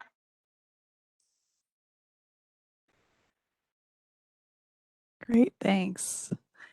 Any other questions from anybody?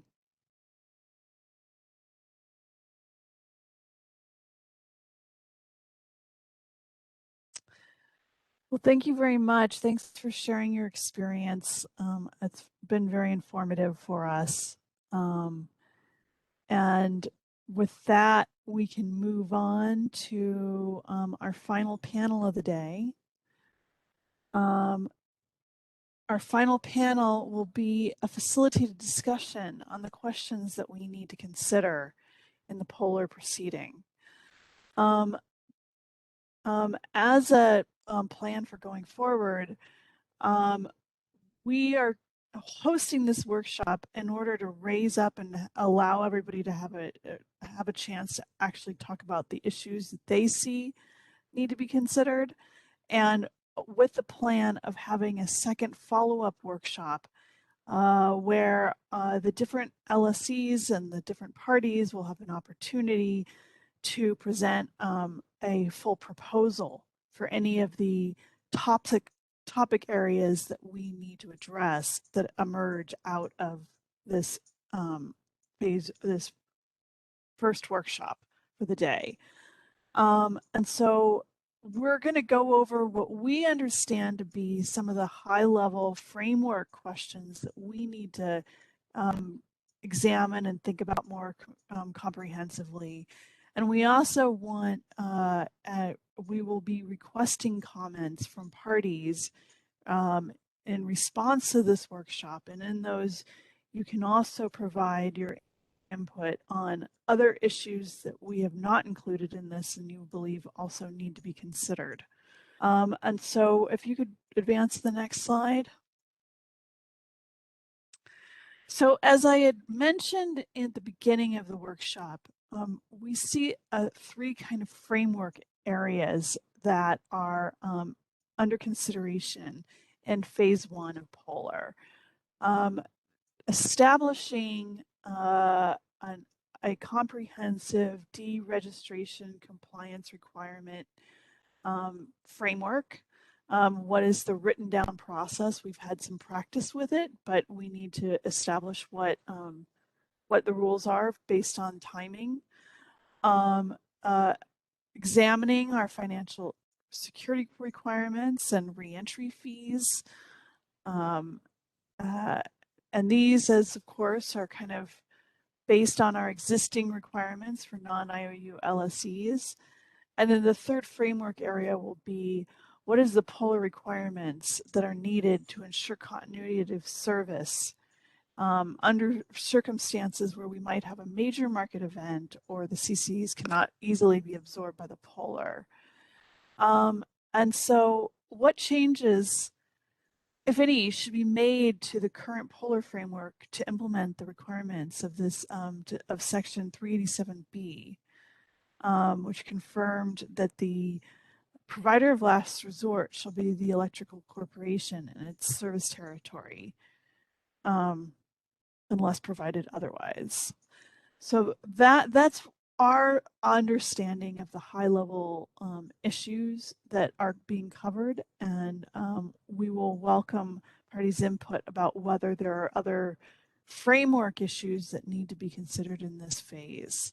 Again, as I had said earlier in the workshop, the question of what is the framework and how would this framework, this existing framework, be different, and what would be the requirements of another LSC serving as the Polar, those are questions that we'll be taking up in phase 2. So I know that some of parties' concerns and issues kind of overlap between the two, but as to the extent that you can focus on assuming the Polar is the IOU in this in your comments, that would be helpful. Next slide. So for the existing framework issues, we'd like to hear from parties about the deregistration compliance requirements. In the event of involuntary return of customers, what are the responsibilities of the Polar and of the deregistering LSCs with respect to regulatory requirements?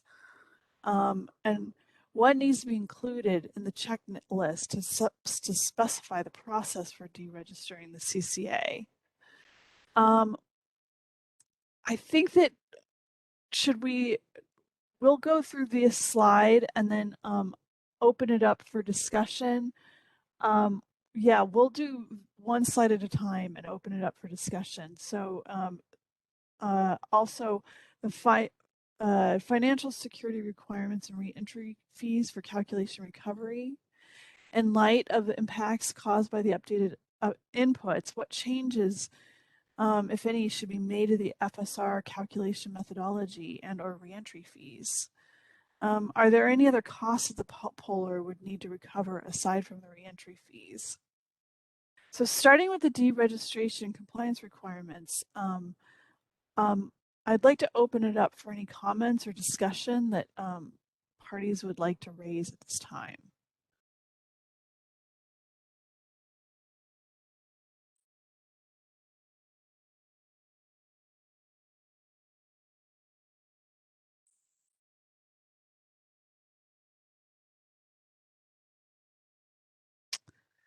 Okay, so I see Daniel Wiseman. I'm going to unmute you.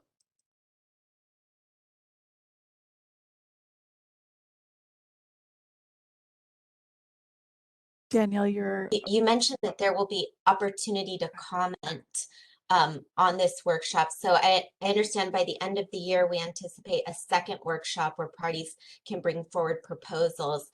But at what point will you be seeking comments on the issues discussed in today's workshop and sort of feedback on the presentations, if at all? Yes. Daniel, can you give us your affiliation, please?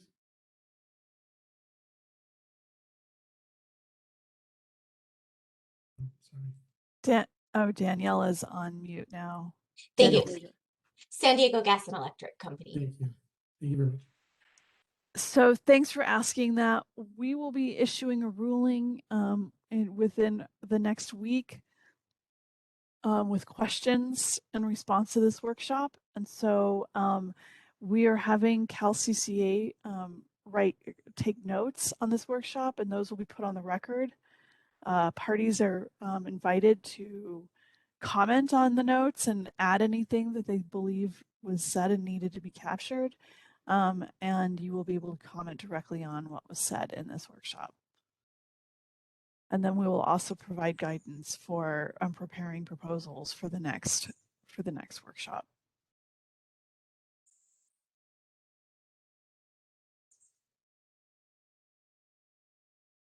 Hey, this is Mike Callahan. I think I've been unmuted. I just wanted to raise a question. I think it kind of relates to customer protections. There's been some discussion by a number of parties about how the Polar service should be sort of separate from the utility bundled service.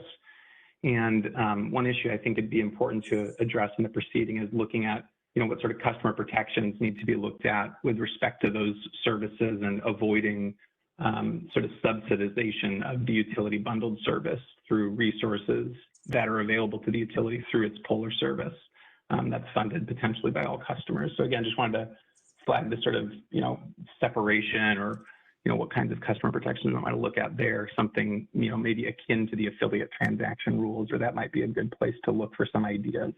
Just wanted to raise that one.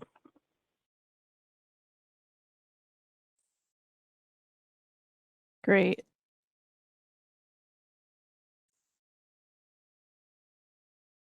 Amy Smith, you have your hand up. Hi, I'm just wondering if the presentation is also going to be put into the record. And can you provide your Sure. It's a STG. Okay. Yes, the presentation will be put into the record. Great, thank you.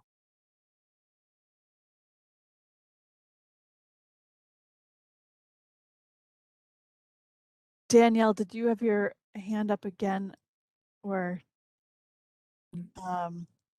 was it up? Nope. That was a lingering hand. Okay, great. I just want to add about the presentation. It is also available on the CPUC website. And I will, you can email me if you can't find it, or I'll probably also send it out to the service list. And Christian? Hi, yes, this is Christian Knierim from Energy Division on the Renewables team. I had presented earlier in the day, and there was a question about what happens if a CCA deregisters and it never served load, and whether it still has to file an RPS compliance report. So short answer is it's kind of will be a case-by-case basis, because basically the rules are that as long as a CCA is registered, even if it hasn't served load yet, it has to file compliance reports. If a CCA deregisters and it did serve load, it must continue filing the compliance reports until final compliance is determined for the last year it served load. So if a CCA deregistered and it never served load, theoretically, it wouldn't need to file a compliance report. However, that depends on the timing of registration and deregistration. It seems like kind of complicated, tricky. So depending on that timing, the requirement to file compliance reports would probably be looked at on a case-by-case basis.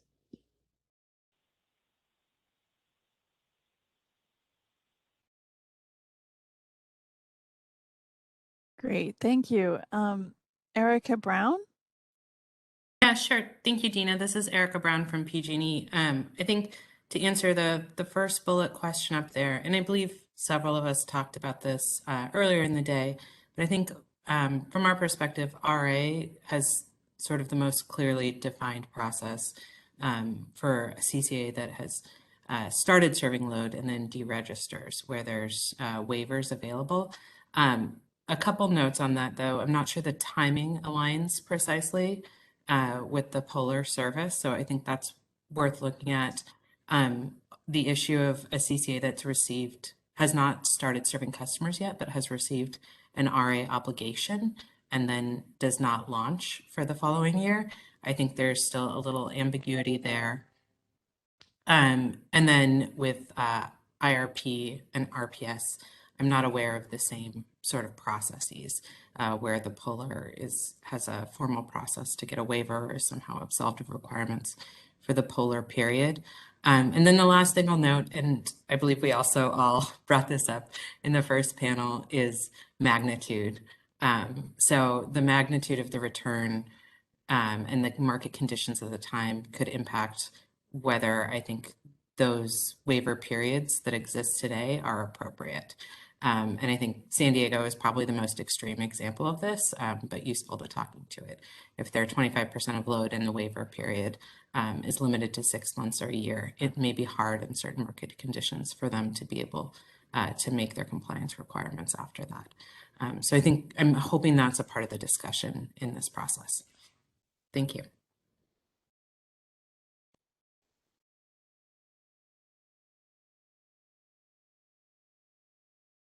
Thank you. Any other comments?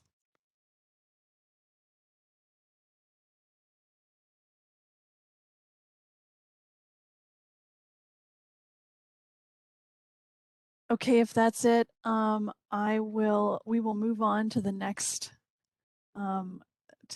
set of slides. That can you advance the slide? Thank you.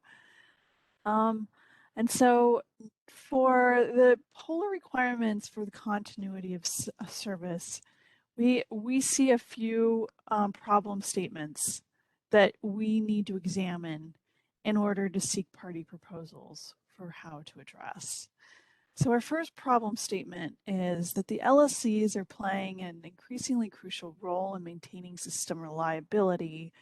While they may be able to absorb individual or small CCA failures, the failure of a larger LSC or possibility of multiple concurrent failures due to major market surge might potentially contribute to the reliability crisis that would be challenging for the polar to absorb. And so we're looking for party proposals on what kind of mechanisms or requirements for the polar should be considered to ensure that the polar has access to the procurement resources in the event of an LSC failure. To fulfill polar service duties, can the polar rely on purchasing energy in the CAISO market, or should the polar be ordered to do some kind of advanced procurement or hedging? And if not that, what would they do alternatively? We'd love to hear anybody's initial thoughts or questions regarding this problem statement.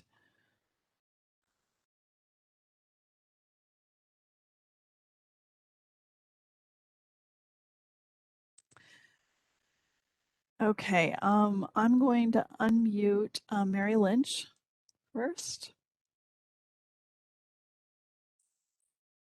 Hello.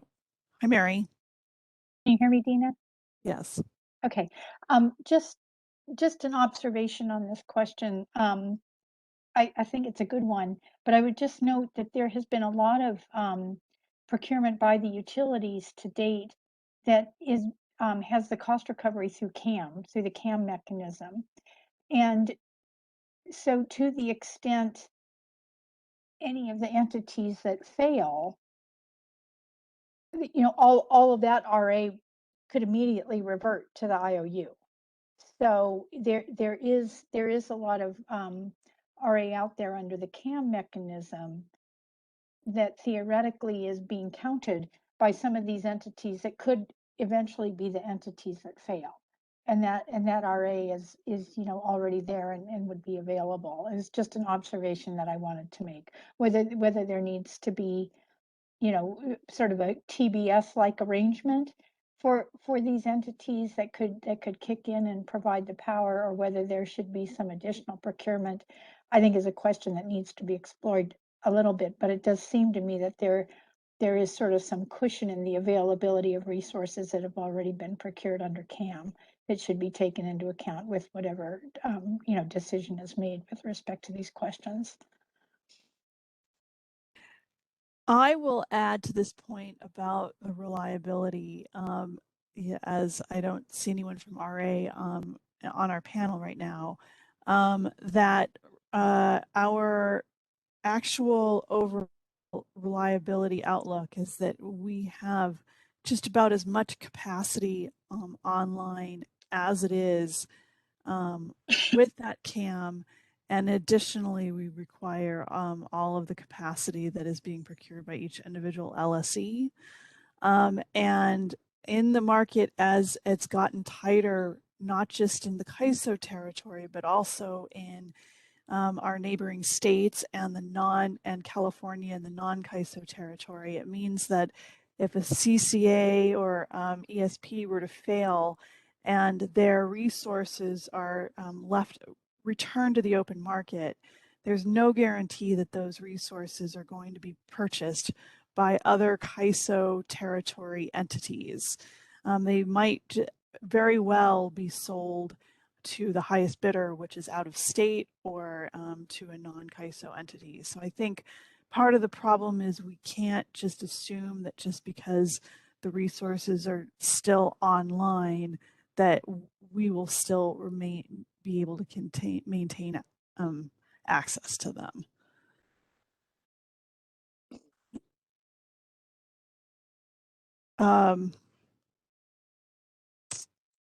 Okay, I will go to Erica Brown now. Thanks, Dina. Erica Brown from PG&E again. And I think some of this gets into solutioning, which we're still working through on our end, what proposals we might have, but we've had several discussions about these types of issues. One thing we floated around without really digging into the legality of it is a right of first refusal on the contracts for the LSE that's no longer serving load. So the puller would have the option, but not the obligation to either take those contracts or recontract with them. Again, I'm sure there's a lot to work through there in terms of legality and what's in the contracts. But that's something that we've discussed internally. The other thing we've discussed internally is sort of getting ahead of this situation so that we're not having last minute returns and there's a little bit more planning for the return. And one thing we've discussed is, a puller today, as I mentioned this morning, can monitor the health of the LSEs that it's providing the puller service for, but it's fairly opaque and there's not consistency across those parties. So is there a role for the CPUC or someone else to play in doing that monitoring? I think the other advantage to that is if you have a single party doing that monitoring, you might be able to see something that an individual LSE can't see that's happening across LSEs. So that's another thing we've discussed. And then also sort of what are the requirements upfront to form a new LSE? So are folks, when they're launching, do they have the proper risk management function in-house, for example? Do they have sufficient liquidity and collateral? It's not always clear to us that that's all covered in the implementation plans. And so maybe there's some more work that could be done up front that prevents us from getting to the situation.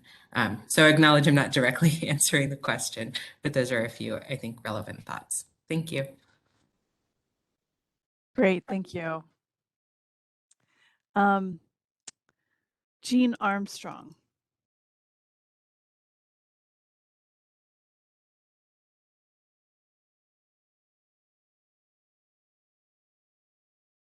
Can you hear me? Yes. Okay, thank you. Jean Armstrong, I'm Regulatory Counsel for the Solar Energy Industries Association. And we, good portion of our membership are developers, solar developers who contract with CCAs, develop projects and contract with CCAs.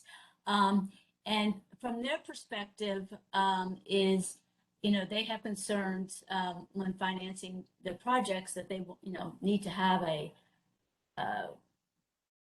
financially sound buyer.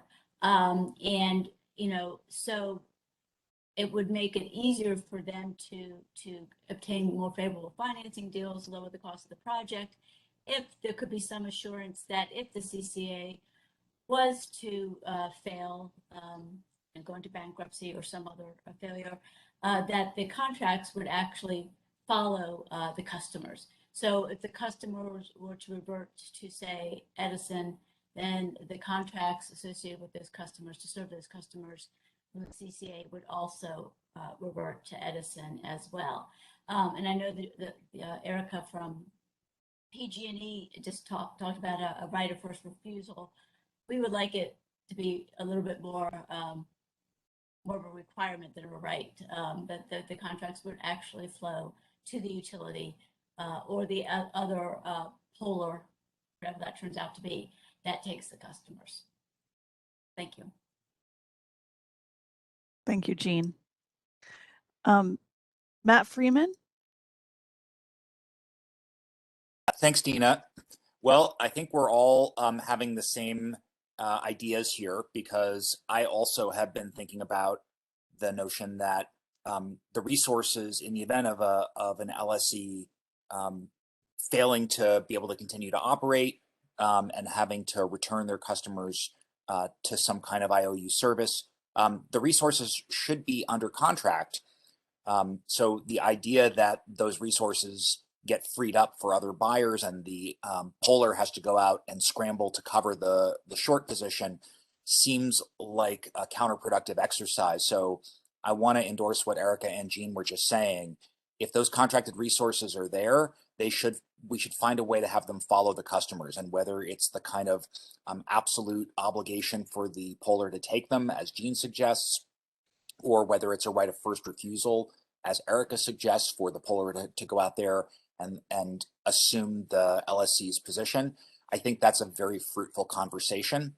I think it's better to look at that set of solutions than it is to come up with new advanced procurement requirements for the Polar.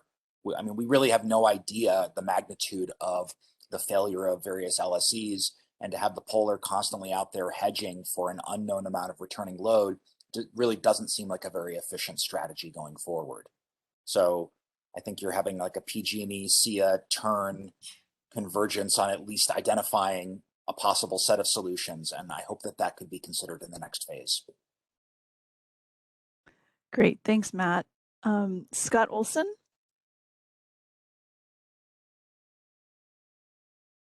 Thanks, Dina. Scott Olson with NRG. Can you elaborate on this specific slide, Dina, what you mean by major market shortage? Are you envisioning a scenario where there is a weather event that causes price spikes and outages of generation? Are you envisioning just a failure of LSEs to procure in advance what they were required to procure? Or what's the type of scenario that you're thinking about here that you think could potentially require a Polar to procure more in advance? Yes, I would say any of the above. I think that we've already started seeing major market events. I think that the market event we saw in August could happen again. It could be much more worse, with wildfires taking out transmission lines. And it's like we were designed for N-1 conditions, and we've already found that we have surpassed them. And so if the market prices spike to an extent that I see already vulnerable LSC becomes more vulnerable because they are exposed in the market, or their costs are just creeping up higher and higher that they can't compete. And then the next time there's a huge weather event and the prices spike again, could be the point that drives one of the LSEs into some situation that they need to return their customers to the utility.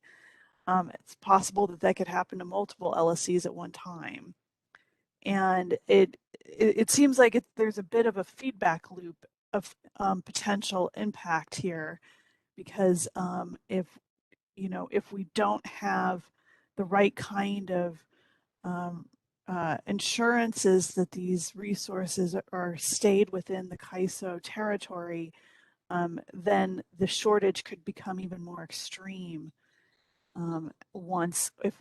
if we lose these resources to other territories and we're competing in an even tighter market. That's very helpful. Thank you. It helps to, when we're thinking about this issue, how to frame a response. My initial thought is this is much more of a broader statewide planning exercise to prepare for these issues, and not necessarily a Polar issue. And I think about the wildfire issue that you brought up, that if there are more than an N-1 contingency that impacts the state, even if a Polar has gone out and procured extra amounts, there flat out might not be any resources available, even if they've procured properly. That you can procure all you want, but if generation goes down, if transmission goes down, those contracts will no longer be valid, or they'll be valid, but the resources to back them up just flat out won't be there. So forcing a poller to go out and procure more, even that may not necessarily do anything for enhancing reliability. So we'll certainly think more about this, but I appreciate the explanation. Thanks. Mike Callahan.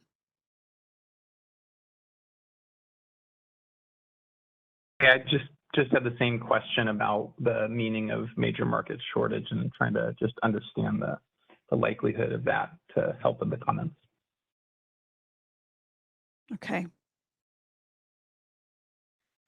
Amy Smith.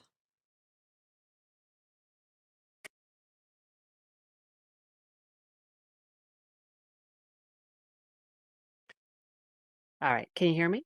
Yes. Keep accidentally remuting myself. So Amy Smith for SDG&E, and I just had a follow-up question on the concept that Jean Armstrong was discussing of, potentially having the poller take over or be obligated to take over contracts of a deregistering LSC. And I guess, and Jean, you might have said this, but so would the concept be a novation where the poller is taking over the contract basically under the same terms and conditions as were negotiated by the LSC? And if so, how would that work with rate recovery, since those contracts would not have been previously reviewed by the commission? And, in order to recover the cost of those contracts, there would need to be some sort of commission examination and conclusion that, the terms and conditions are reasonable to recover through rates.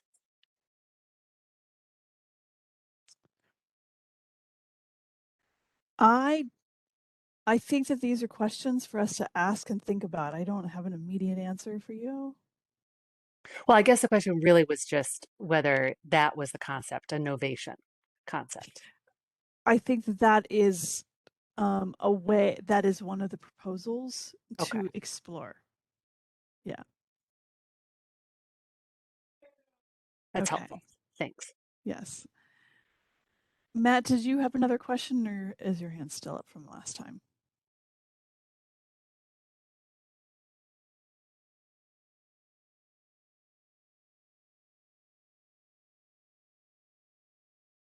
Okay, and I don't see any other additional questions at this time, so we can move on to the next slide.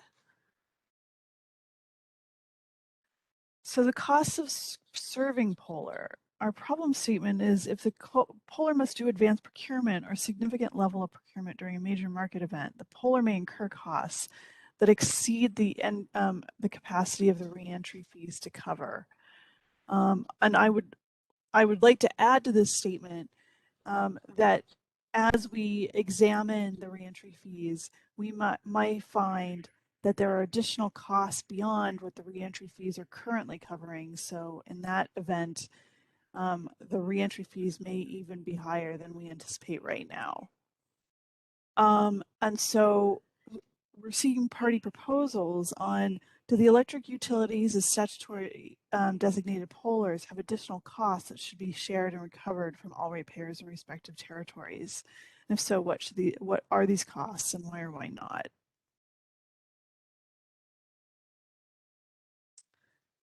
I'm going to, Amy Smith.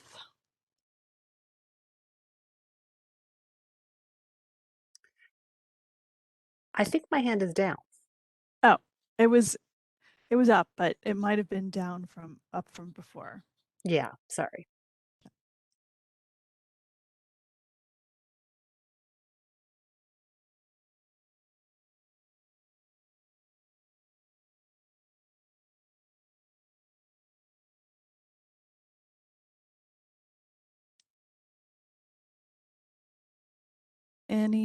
I don't see any other hands raised. Any other comments at this time?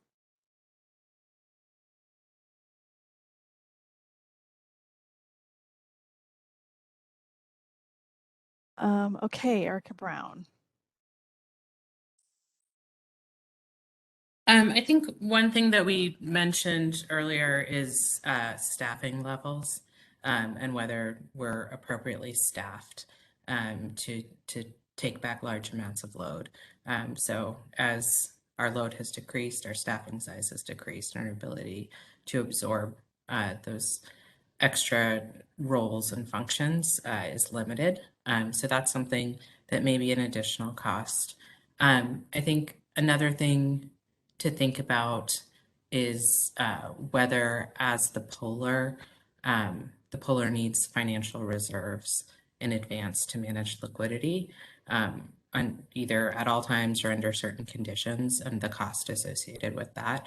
I think that's another thing that could be considered in certain circumstances that likely wasn't as much of an issue before when the IOUs were serving the bulk of load. But everything else that I can think of would be directly procurement related. Thank you. Okay, Doug Carpa? Still a clean energy. And I guess a couple of questions. One, we may get information later, is just whether STE's experience was that they incurred a whole lot of unexpected costs and kind of what that picture looked like in terms of how things worked financially just with the existing system. But the kind of more major question is, I'm thinking about this question, there's sort of the laundry list of costs that might be incurred. But the other aspect of this, of course, is the probability in which they're incurred. And what we're really looking at here is an insurance product. And so I think one of the other key questions is, what is the cheapest way to insure against what may be a fairly unlikely event? And there are, of course, a lot of different approaches, bonding, actual insurance products, and so forth. But one of the things that probably makes a lot less sense is to insure against this by completely duplicating or largely duplicating the efforts or costs that would be triggered in the case of a major return. It'd be a little bit like, I'm going to insure my house against burning down by buying a second house and just paying the financing cost for that in perpetuity. It's not how we ever really approach that, right? So I'm beginning to mull that over, but I do think that there's two questions here. One is, what are the costs? And then two, what is the cheapest way to insure against those costs? Understandable. Okay, Michael Williams. Yeah, so I appreciate where that's going, because we have experienced quite a bit with the WCE reversion.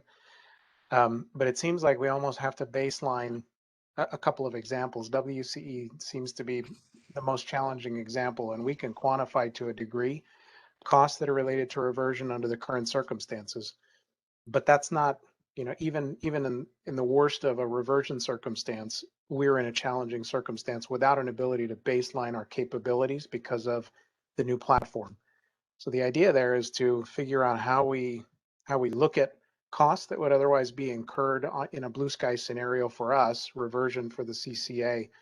And the thing that comes to mind is we have an opportunity to inform with the Baldwin Park experience. And I think we have an ideal scenario with Baldwin Park because we're changing at a time when energy costs are arguably at their lowest. And we're between events. So we have mass enrollment happening as of October 1, but then we've got other enrollments that are happening. So a lot of it is dependent on what's going on, what kind of resources that you need for these events. And then of course, what's happening with your platform? Are you enabled to, do you have system functionality that can support this? So we're going to learn a lot over the next few months, I think, and maybe it'll coincide with what helps to inform the proceeding as we go forward.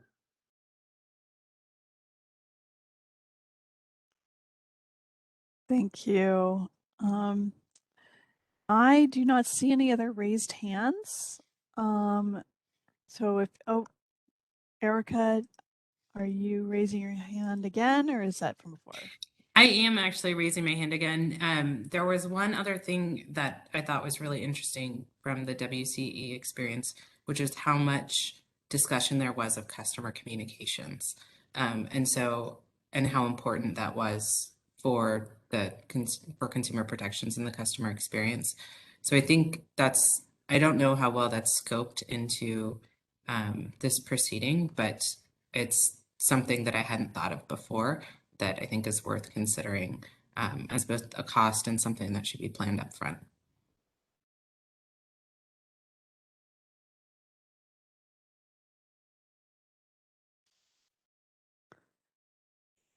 Thank you for that.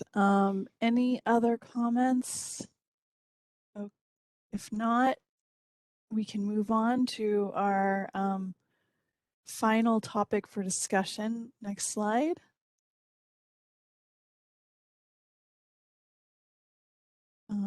There we go. Notice of the monitoring of LSC's financial health. So right now, the PUC has little insight into CCA operations, and I would extend this to say even more so for direct access.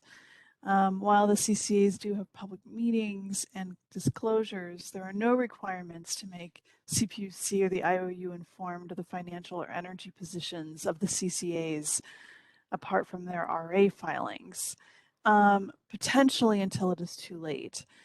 While the CCAs have rate-making authority, the CPUC is ultimately responsible for making sure that the ratepayers are protected.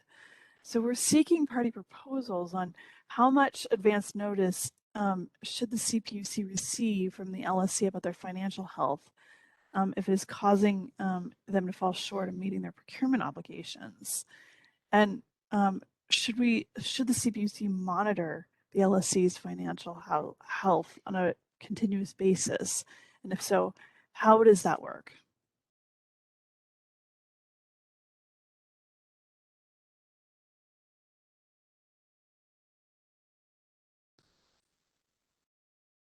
I'm going to start with Mike Callahan. Hey, Dina, appreciate the question. I think you actually captured the one point of feedback I had on this, is just to include direct access or all the LSCs kind of thing.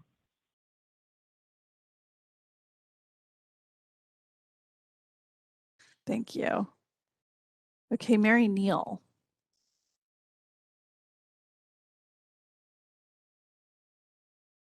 I guess I'm just a little unclear here. Could the CPUC be a little bit clear about under what statutory authority it would have to monitor financial health of the LSCs?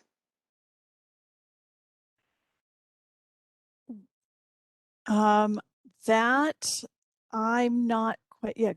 I think it's a question we're looking at as far as whether it would be beneficial and examine, under what authority we're going to look at that as part of the proceeding in this question. And to the extent we may need additional authority, that could also be something that carries over into phase 3, where we're looking at coordinating with the legislature on where we may need legislative proposals.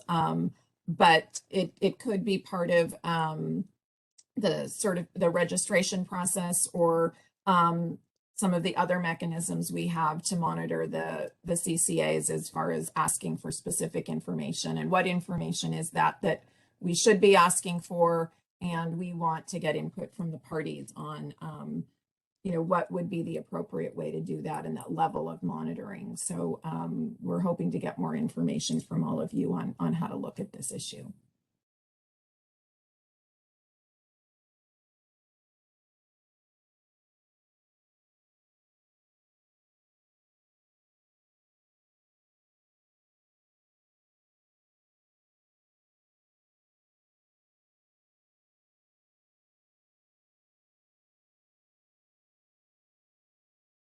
Dina? You're on mute, I think, maybe. Oh, apologize. Yes. Evelyn Call? Oh, okay. Thank you. Can you hear me? Yeah. Okay, great. This is an important question, and Cal CCA definitely agrees that some thought needs to be given to how the commission and the IOUs can see problems coming in a better way than we certainly did with WCE. I think CCAs were also surprised when the WCE problems surfaced. So I think we're all in agreement that we need to be talking about that. Certainly, we've talked internally, and there's some issues, I agree, Erica, with the implementation process where improvements could be made to try to mitigate some of the things that we saw, again, with the WCE bankruptcy and the time that they launched.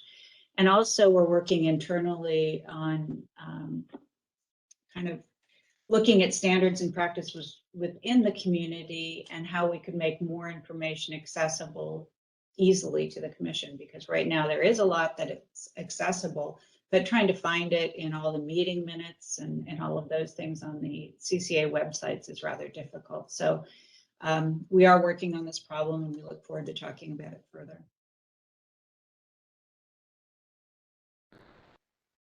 Great, thanks. Mike Callahan, did you still have your hand raised, or do you have another thing you got what? Apologies, lowering now, thanks. Thanks.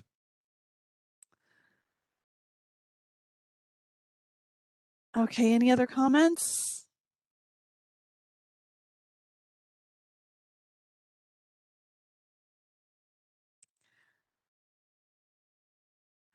Okay, that is all of the hands raised. I don't know if we have any other comments. If does anybody have any other general comments they'd like to raise before we wrap up and Commissioner Houck provide some closing remarks?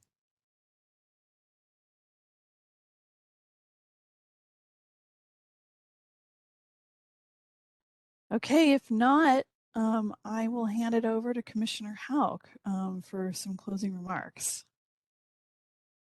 Thank you, Dina. And I just want to thank everyone for their participation during today's workshop. Ensuring we have durable provider of last resort framework is essential for California ratepayers. And today's conversations really teed up some of the important questions for the proceeding that we're going to need to address as we go forward. So I look forward to moving ahead with the phase 1 and our continued coordination with the legislature on the polar issues. I appreciate all of the presentations, questions, and discussion from all of the panelists and audience members today, as you've given us a lot to think about. I also want to express thanks to the Energy Division staff who organized this event. So thank you particularly to Supervisor Dina Mackin for all of your hard work and for facilitation of today's workshop, and to David Oliver in Energy Division for all of his work, as well as my advisor, Suzanne Casaza. They did a really great job in framing the issues and making today happen. I also want to thank Energy Division analysts who presented, David, including again, David Oliver, Christian Kiram, James McGarry, and Kelsey Choing. Also, my thanks to Joe Haga and Sasha Cole, who we could not have done this workshop without, who managed our IT services today. I want to thank Grant Mack, our Director of the Office of Legislative Affairs, for his help in today's workshop, and to Cal CCA for agreeing to take notes that'll be, as we discussed earlier, filed in the docket for the proceeding. Again, I'd like to thank Senator Hertzberg and his staff for their participation in today's event. And again, as we've said earlier, there will be an opportunity for parties to comment on the workshop notes, and there will be additional questions that we'll be posing to the parties in preparation for the second workshop. So I anticipate our questions will to seek party proposals for phase 1 and that Dina went over. We're looking forward to getting the responses from the parties, and I encourage all of the parties to begin thinking about how we can address what are very complex but very important issues to help us get to a good place that's going to make sure all customers are being served at reasonable cost. And so with those remarks, I'd like to conclude our first workshop and look forward to the second workshop later this year.